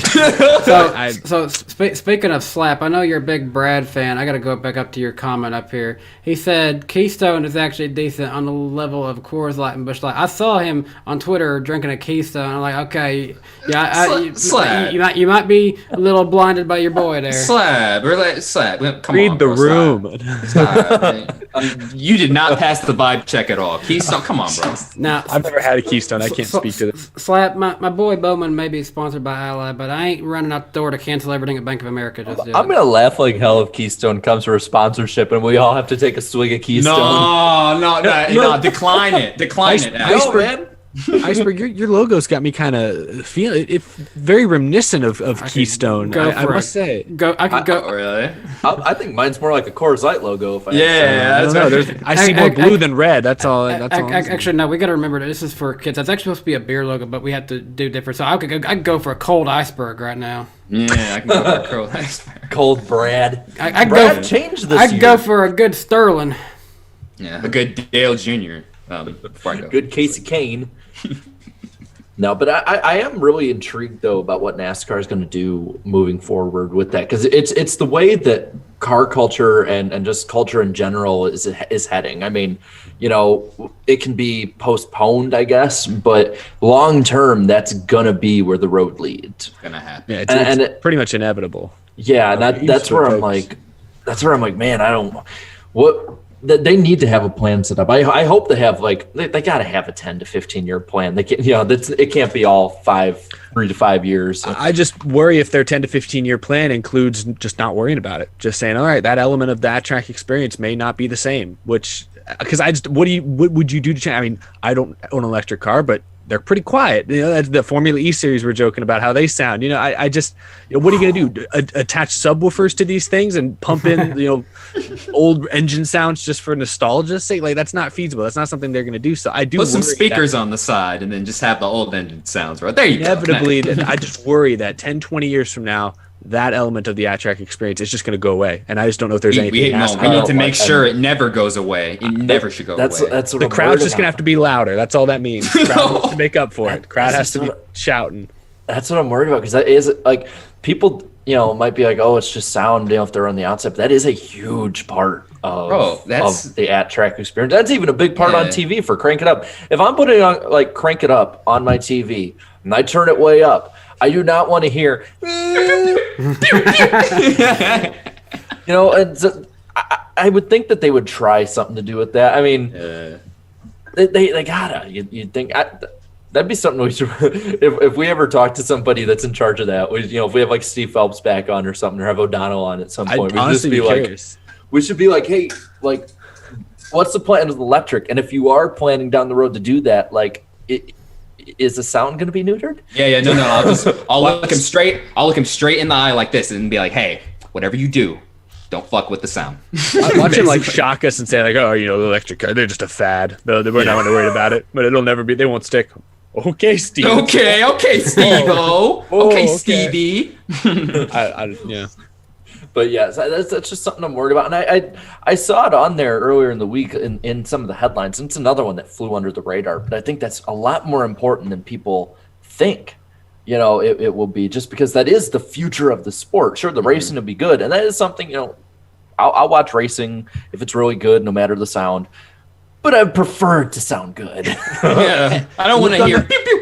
If you look on the bright side, one complaint that casuals, again, everyone hates the word casuals. Man, here we go, these guys. Is that you can't talk to your friends when you're at NASCAR. Think about it, you go to a baseball game, you're hanging out with your buddies. Go away. Good pitch. Go watch something else then. If you can't, I can't talk to my friends at the racetrack during the race. Positive to this possibility. If there's any positive, when I am at you might be able to talk to the person next to you. When I am at the race, I go into the mode of I communicate by text message. I'll pull up your text message and start typing it. Hand signals. Look at this. And then if I have something to say, I'll wait until the caution laps and be like, "Hey, Jared, did you see that?" That's it. You know what I mean? Man, I'm learning sign language. That's the way I'm going with it. Yeah, seriously, I'm learning sign language, so I'm going with that. Yeah, we'll do that. We don't need to talk. But all you casual fans, get out of here. If you're at a race, No. I don't mean it like that. All right. If you're a casual fan, if you're kind of enjoying NASCAR, get out of here. I'll tone it down really quick. If you're a casual fan and you're complaining about not being able to talk to your friends during the race, well, I don't know. I'm just you solve this by just not having friends. That's the way to go. There you go. For those who may not go to races, because I know there's over 400 people watching, so there's bound to be people who have not been to a race. At least one person. Proper race etiquette is something happens and you literally hit whoever's shoulder is next to you and go, oh! Basically, look at that. That's proper race etiquette. If you don't do that, you will be ejected from the facility. They expect that. No, they will just throw you off of whatever platform you're on. So start getting involved in saying, "Oh," but no, but all seriousness, going back to it, I've just seen people saying Darian's the next Stephen A. Smith. He's Pat Mahomes mixed with Stephen A. Smith. No, I'm Pat Mahomes' little brother. It's all right. They were saying that I should be in the band in sync. Bye. All right. I just gotta get the ramen noodle haircut. But yeah, so I think we've milked that story for as much comedy as we can get out of it. But no, casual fans, please stay. I didn't mean that. Come back. It's like the end of Titanic. We need the ratings. I feel like that could be. We're doing great at selling the sport right now. That could definitely be your next out of context moment. Casual fans, get out of here! Get out of here now. Anyway, well, we do got something actually coming up, racing related, an actual race. The Busch Clash is coming up. The Clash. So we got Ty Dillon is going to be racing in the 23 for 2311. Because I keep hearing people say 23XI and it's driving me up the wall. Annoying. Rough. Annoying. Wow. Those are the Roman fans numerals. that come back. Those are the ones. It's the casuals again. Casuals again. Or No. This is even worse. They're causing problems again. Those darn casuals. Jeez. Anyway, so the race is going to be 35 laps with a competition caution at lap 15, and it is a night race. I can't wait. I'm literally going to be driving all of Tuesday, just all around the state of Florida, and then going and seeing the race. Ooh, the UFO is messing up. By the way, I will spin this UFO more if you ask through Super Chat. Anyway, what do you guys expect with the Clash? Anything that's going to be – is it going to be better than the last Daytona road course race, I guess? Well, I don't know. I mean, 35 laps. Go ahead. Sorry. It'd be kind of like that ARCA race. I think very spread out. Not a lot of cars out there. Yeah. That was my exact answer too. Very spread out, and then the competition caution will bunch them back up, and then they'll get spread out again. But I'm watching this for the pure talent to see who can conquer this road course the best. So, I think way less cars will get tore up compared to last year's Clash. Oh yeah, the worst Clash ever in the history of ever. So this one will definitely, hopefully, it'll make up for it. So we'll see. Problem is the teams have already basically said they're treating it like a test session. Yeah. Week. So anytime you say that, it's like. Well, I mean, isn't that like every Clash up to this point? Basically, like it's basically like a test session, like kind of, sort of. But the nice thing about normal Daytona is it artificially forces you to stay close to each other. Like I don't think it'll be as bad as the ARCA race. I think you're right. Less cars will make it perhaps not quite as exciting as the first Daytona road course race last year. But at least the 20 cars or however many are running are all really, for the most part, very competitive. So at least you should see them all fairly close to. Maybe Elliott will be long gone, but other than that, they'll be fairly close together. They might as well put Elliott's name on the trophy already. See, my take on that is to Eric's whole point on regular Daytona, artificial racing, blah blah blah. Like even in the Clash last year, for the most part of that race, it was just a train. You know what I mean? And then the final 10 laps happened, and then they started. That's when all the chaos started. So at least with the road course, they're actually going to be, pushing and actually racing and stuff rather than, just having the single file train. So I'm all for that rather than the alternative last year. So, the last two Clashes, because 2019's Clash, I think, was the worst Clash. It was bad. It was bad. 2020 was messy and sloppy and was really boring until then, but 2019 was rough as well. So I think the fact that the last 2 years of the Oval Clash were very, subpar to most fans, I think that warranted a change. I don't know. I wish that the Daytona road course race last like August or whenever it was, or whenever they ran that. I wish that race had been a little more exciting. I don't know if it's the layout. I don't know what it was necessarily. And the problem with, I honestly think the Ty Dillon news today, he might be the most interesting driver to watch in that race because this is going to be most likely the most competitive car he's ever driven. And also his only Cup start this year, right? Basically, his only Cup start so far. He might be in a few more. Okay. He might run some for Gaunt, but that's right. Well, he's going to try to qualify for the Daytona 500, but I'll be curious to see, like, can he run like top 5? Like, I doubt it, but he could. I just think it's not going to be the most thrilling race. At least it will be more professional than last year's race, or really the last 2 years' race. So there is that going for it. It wasn't Daytona Roval, but at the Charlotte Roval early on in that race, Ty Dillon was looking like he had a chance to even contend for it. He's a very underrated road course racer. He really is. You got to remember Chase Elliott's very first road course win in the Truck Series. He had to wreck Ty Dillon to win it. He wrecked Ty Dillon, basically. That's right, yes. Yeah. And then poor Max Papis got slapped by some broad. But, oh, my God. That was crazy. It was someone's wife. She broke Who his was it? jaw, bro. She broke his jaw. That's crazy. I feel like was it Johnny Sauter's wife or something? No. It was one of the road course ringers. I can't remember his name, but it was his wife, and I guess they had some sort of after the race altercation, and she just slapped him. And the poor man just sat there and took it like a man. So props to you. Goodness gracious. Sloppy Joe in the chat said if Ty Dillon breaks out, he will go full-time Xfinity. Oh, it was Mike Skeen. Mike Skeen's wife, whoever that I don't even remember who Mike Skeen was. I guess he's a road course ringer. Need to add him to drivers he forgot about. Yeah. Didn't Max Pappas do some slapping himself? Didn't he like give someone a little shove at one point, a little slap at some point? Well, I mean, he didn't slap his wife. His wife just no, he didn't. What are you? No, he did not say that. What? Oh, wait. I'm saying a different race. Pappas got into it with somebody. Oh, I'm sorry. I don't know if it was even the same year. I just remember Pappas. Eric's over here talking about did Max Pappas get into a fight in a race, and Darren's like, yeah, he hit his wife. I was like, he didn't hit his wife. And that's the first thing I hear.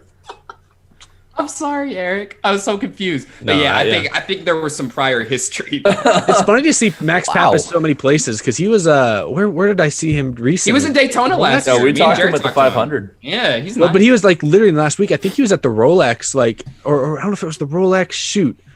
He's been around. I've seen him recently working with some NASCAR guys on road course stuff. He's been around like Chase Elliott, I believe. Yeah, he's a driver coach basically now. Yeah, but I didn't realize he was still that involved with NASCAR. With Chili Bowl, somebody said he was at the Chili Bowl. That might have been one of the places I saw him. He has his own. Jarrett, correct me if I'm wrong, but didn't he say he has his own steering wheel company? Isn't that his company? Yeah, okay. it is. Oh, I didn't know that. That's what he was telling us in Daytona. Yeah, that's nice. He's like doing everything. He's cool. everywhere, man. Like having that type of guy involved in the sport is great. He needs to stay in NASCAR for sure. But yeah, man, I was like, what the hell did I miss? I do want to make it clear the NASCAR Weekly Podcast has no knowledge of Max Pappas doing any kind of abuse to his wife. He is a loving husband for all we know. Hey, breaking news from Adam Stern. NASCAR, some NASCAR qualifying events will be streamed on Peacock. After NBC Sports Network's shutdown, like exclusively on Peacock, from what it says here, NASCAR President Steve Phelps knew ahead of time that NBC Universal was going to shut down its sports channel NBCSN by the end of the year. But Phelps said that he does not know how that closure will affect the sport. Sources have said many of NBCSN's races will be on the USA Network. Some of the qualifying events will be streamed only on Peacock. Wait, hold on. So it's behind a paywall? Yeah, that's what's not clear. I think streaming is awesome if they're able to do it free and have it supported by ads. If they're going to put qualifying, but now keep in mind this is just NBC portion. How many qualifying events are there even going to be this year? Yeah, like 2 or 3 on the NBC schedule. Thing is, for these kind of apps like Peacock, like yes, you pay for it, but there's still ads. Yeah, there's still ads with it, even though you pay for it. Well, crazy. So, but I'm saying if there's a way to like create a streaming service, or to put some NASCAR things like this on a streaming service that aren't behind an extra paywall, that are just supported by ads. Some are saying there's no paywall, but I think it just depends on like. I don't know if it's just I don't know anything really about it. It says it's free for Xfinity customers. Okay. That's what some people are saying in the chat. Makes sense. I gotta laugh at this one. Bow of the Yard said, "Hello, pirated content. We meet again." I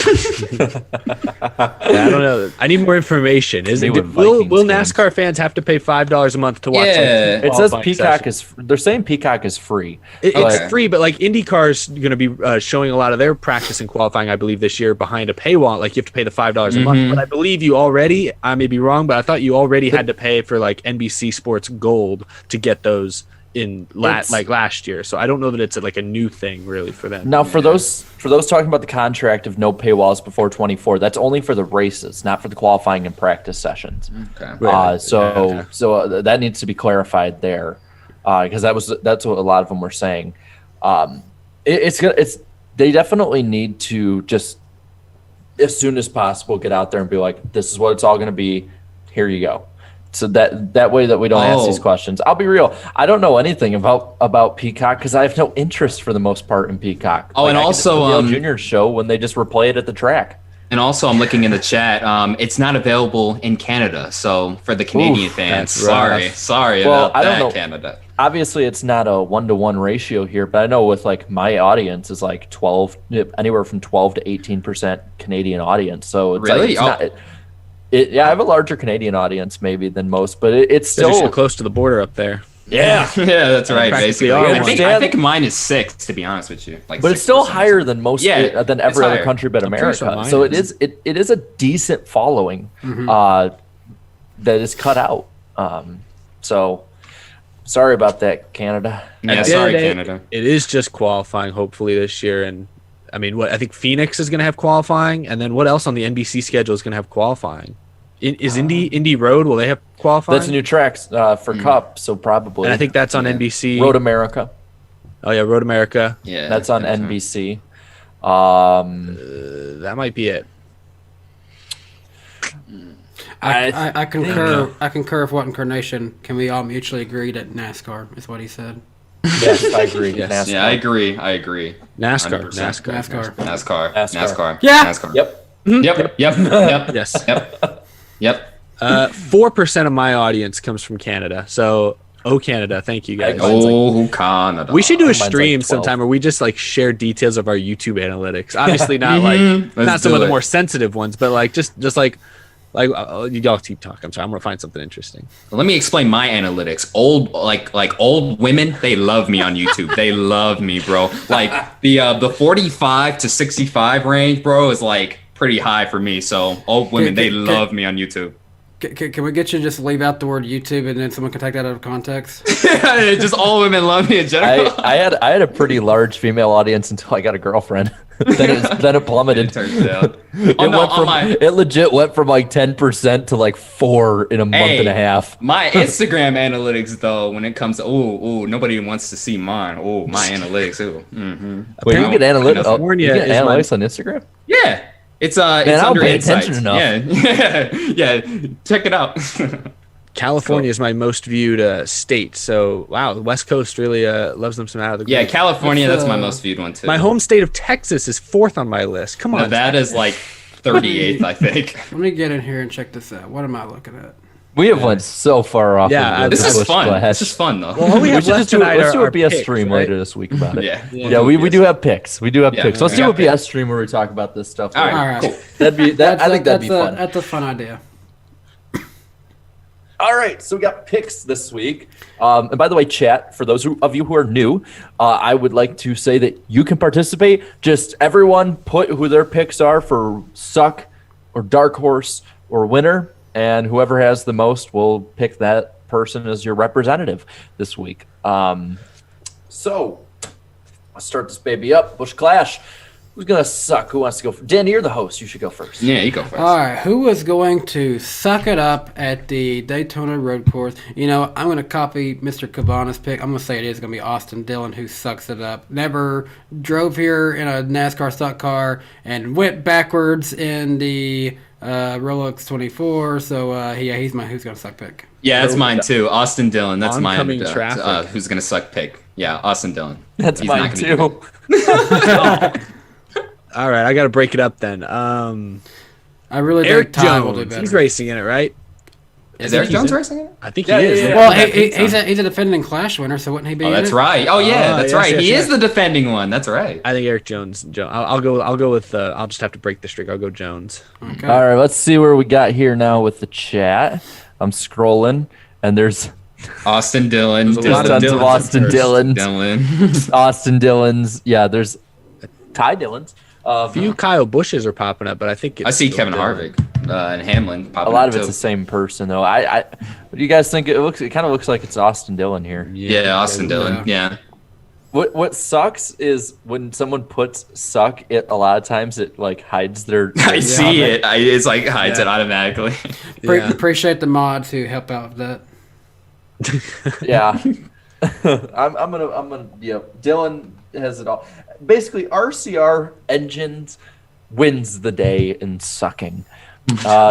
Danny, who's the dark horse? Who is a dark horse for this? Well, I'm going to say the dark horse just because we've only had one race here, so really anyone besides Chase Elliott is a dark horse. but he's a dark horse to get the win. Denny Hamlin, he was actually hot on Chase Elliott's bumper at the end of this race, at the end of the Daytona Road Course race last year. So, yes, Chase Elliott did win that one, but he didn't win it by a comfortable margin either. So I'm going to say Denny Hamlin is the dark horse to get the win in the Busch Clash. I'm going to shock the world. Eric Jones is my underdog pick. I love Eric Jones. I love me some Eric Jones, man. He's going to do a lot better than advertised this season, and I'll even go as far to say he'll get a top 5 in the Clash. Eric Jones. Wow, I didn't know they were running it on the oval again. I just No, the road course. Hey, show him some respect, Eric. That's your boy. Show him some respect. Eric Jones is good. I had mine. Oh, I have to agree with someone Alan Cavanna mentioned. Actually, I believe I think it was his dark horse pick. Actually, I hate to steal it, but I'll go with William Byron. Byron ran top 10 at the Daytona Road Course, and I think Alan's right. Byron's not a bad road course racer. All that iRacing, man, a lot of practice with those virtual left and right hand turns at a track where not that many people have much experience. Might play into his advantage. I know I picked this guy for my 13th place pick, but that's just because stuff happens to him all the time in races. I'm going Ty Dillon. I mean, you look at what he did in the Roval race before, of course, inevitably something bad happened. I think Ty Dillon will do all right in this one. So let's see what we got underdogs in the chat, and a lot of them are I see a lot of Ty Dillon, actually. Yeah, a lot of Ty Dillons. I see Reddick. For Kurt Busch. Yeah, I've seen some Kurt's, see a some couple Bowmans. Reddicks. Yeah, a few Bowmans. I see one Willie B pick. Got T-Pain. He's in the race. T-Pain. What do you guys think? Because it looked like it's between Ty Dillon. I'm seeing a lot more for Ty Dillon. I'm seeing a lot of Kurt Busch on my end. I don't know if I'm crazy, but I see Kurt Busch a lot. I'm literally like, I stop it and then scroll down after the fact, and I'm seeing a lot of Kurt Busch now. I see Eric Estep's a pick, apparently. There's a lot of Ty Dillons. All right, Ty Dillon then. That's y'all's pick. The fans' choice right there. Someone called him Ty Hamilton. There's a Matt Kenseth. He somehow ended up here. Hey, is Christopher Bell eligible for this race?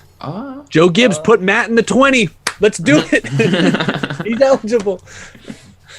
So Darian, what's our next round of picks? Who is going to win the Clash? Who is going to win? Go ahead, Denny. Who is going to win? Chase Elliott, of course. Yeah, Chase Elliott. I'm going to pick Chase Elliott too. Gosh, I don't want to pick Chase Elliott. That's so boring. Oh wait, no. Hold on, scratch that. Nope, timeout. Put the cap back on it. Denny Hamlin. Oh. I'm going for the points here. I'm going Blaney. Screw it. Blaney comes out of the gates fire, and he's won the Roval before. Yeah, y'all are really just going to let me go along and get this win, aren't you? No, we're trying to get the point. Hey, you gotta take risks at the gate. Yeah. You could be way ahead, but you could be way behind. This is about consistency, Someone chucks a shoe on the track, Chase is done for. It's all over. All right. Jared, what you been letting these guys smoke behind? I'm not there. Hamlin's going to win. Where's the Buddha belly? I know, where's the Buddha belly? Oh, no, it's retired. It's retired, bro. No more Buddha belly. Lady! Someone put Pitbull. No, I'm going Elliott, man. I'm sorry. I tried being too creative last year, and I paid for it badly. I'm immediately regretting my pick. It's not going to work out. Denny Hamlin. Nope, already lock it in for me. Denny Hamlin. Blaney, go. How did Blaney even do at the last Daytona Road Course? You got a top 10, right? You got a top 10, didn't you? I'll look it up. Go look it up. I saw a lot of Chase Elliott's to start, but now it's like just a million different drivers in the chat. And someone musical. said Busher. There's a few Truex, and honestly, he wouldn't be a bad pick. Yeah, Truex would be a good pick. Timmy Hill, I don't know about all that, but let's see. I mean, I've seen a lot of Truex, I've seen a lot of Elliott, and I've seen a lot of Kyle Busch. So I think we're going to leave it between those three. Chat, pick between Busch, Truex, and Elliott. Ryan Blaney finished 31st at the Daytona Road Course. Attaboy. Good job, Eric. He must have wrecked or something. Hold the phone. Oh, Eric. Oh, God. At least Hamlin finished second last year. I'm feeling good. I'm feeling real good. Someone put Derek Cope. I'm so screwed. Cope wins the 500, bro. God. Man, it's looking. It's looking like Truex is starting to take it. There's that's what it looks like. It's like between Truex and Elliott now. But All right, so Truex or Elliott, guys. I don't know. People are putting it even, or they're just putting like our names. I put God. I said I'm God will starting win. to see more Elliott because I'm seeing Elliott and Chase Elliott and Chase Alexander, Yeah. Rossi Elliott. Rossi Elliott. I think we're gonna do what Elliott's taking. All right. Okay. Yeah. Chase Blaney out. had no fresh tires on the restart. Sorry, I read a super chat. Is that what it was? All right, well, shoot. Then that's on who was his crew chief last year? Todd Gordon? Yeah, was Todd on Gordon. Todd's- Todd Gordon. Yeah, Todd's Todd fault. Gordon. I don't know. Yeah. I don't remember what happened to him. But he still finished 31st because of that, though. Yeah, I guess there's a lot of cars on the lead lap, I guess. Yeah. Well, I think that's picks. So. With the picks, you said something about a super chat. Let's read the rest of these super chats before Go we ahead. get ready to get Get out of to here it. tonight. Or GTFO. All right, we got Huskar Racing. What a name!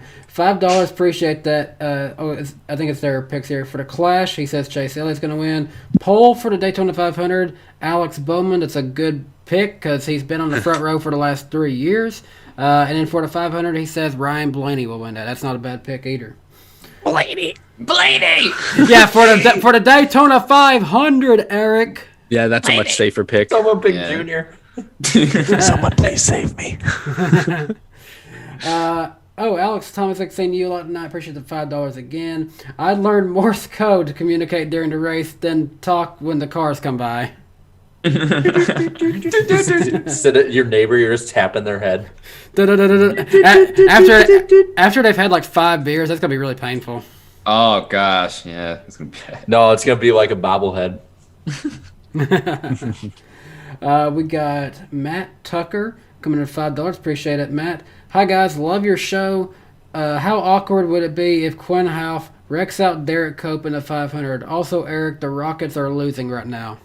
I'm going to be pissed if Quinn Half wrecks Derek Cope. Don't even touch Derek Cope. Don't even get beside him. better stay away. It's been a while since that. So how are the Rockets doing, Eric?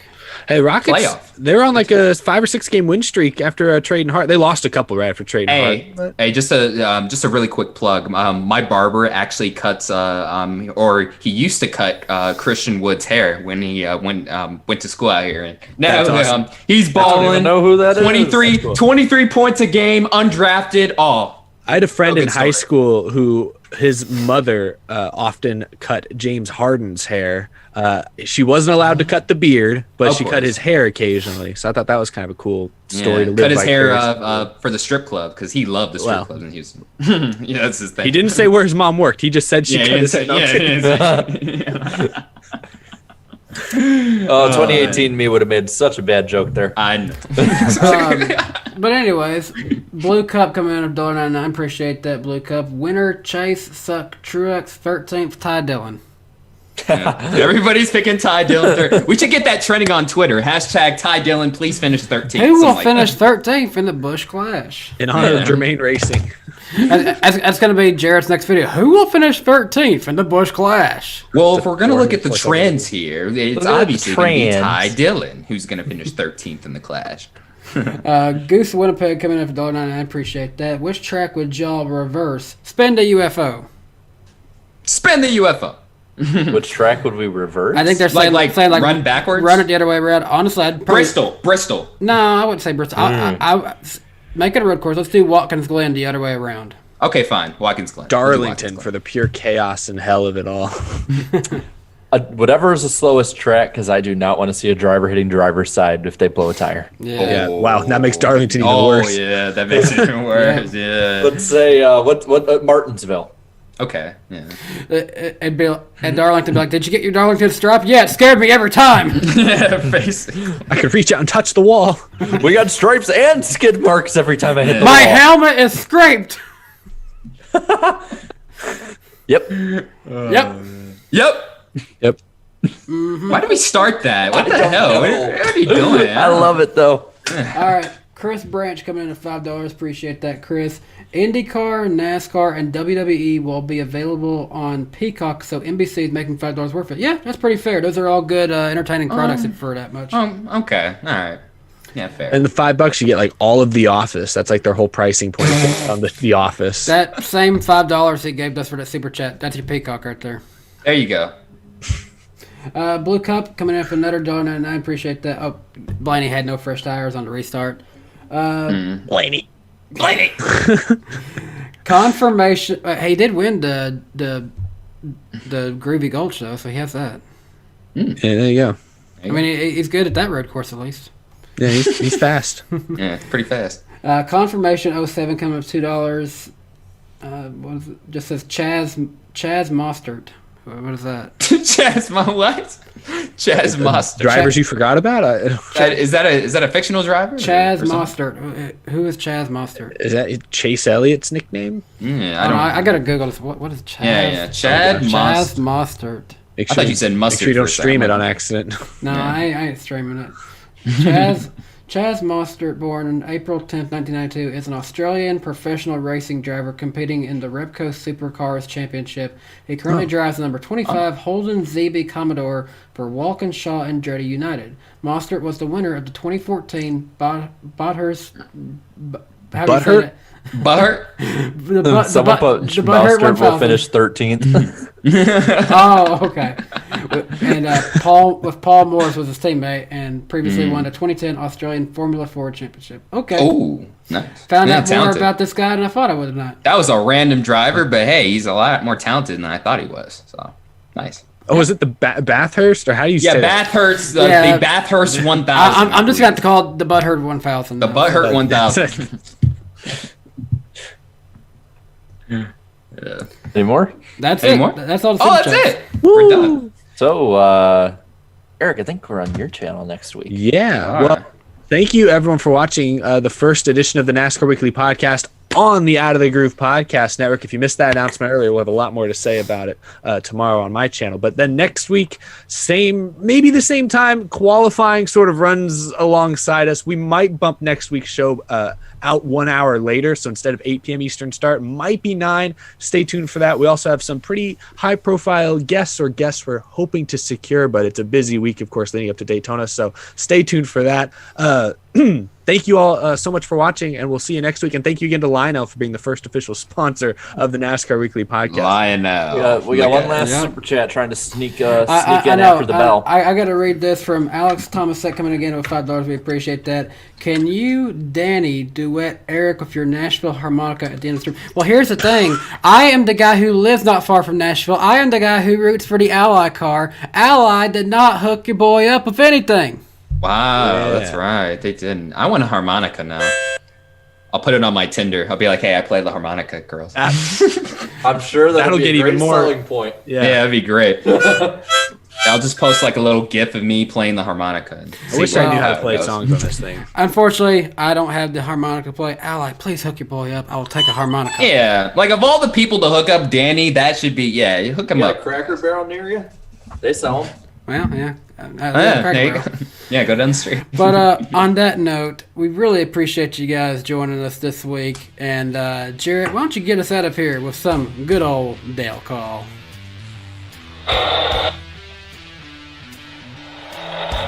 See you later. Hi, guys. Yep.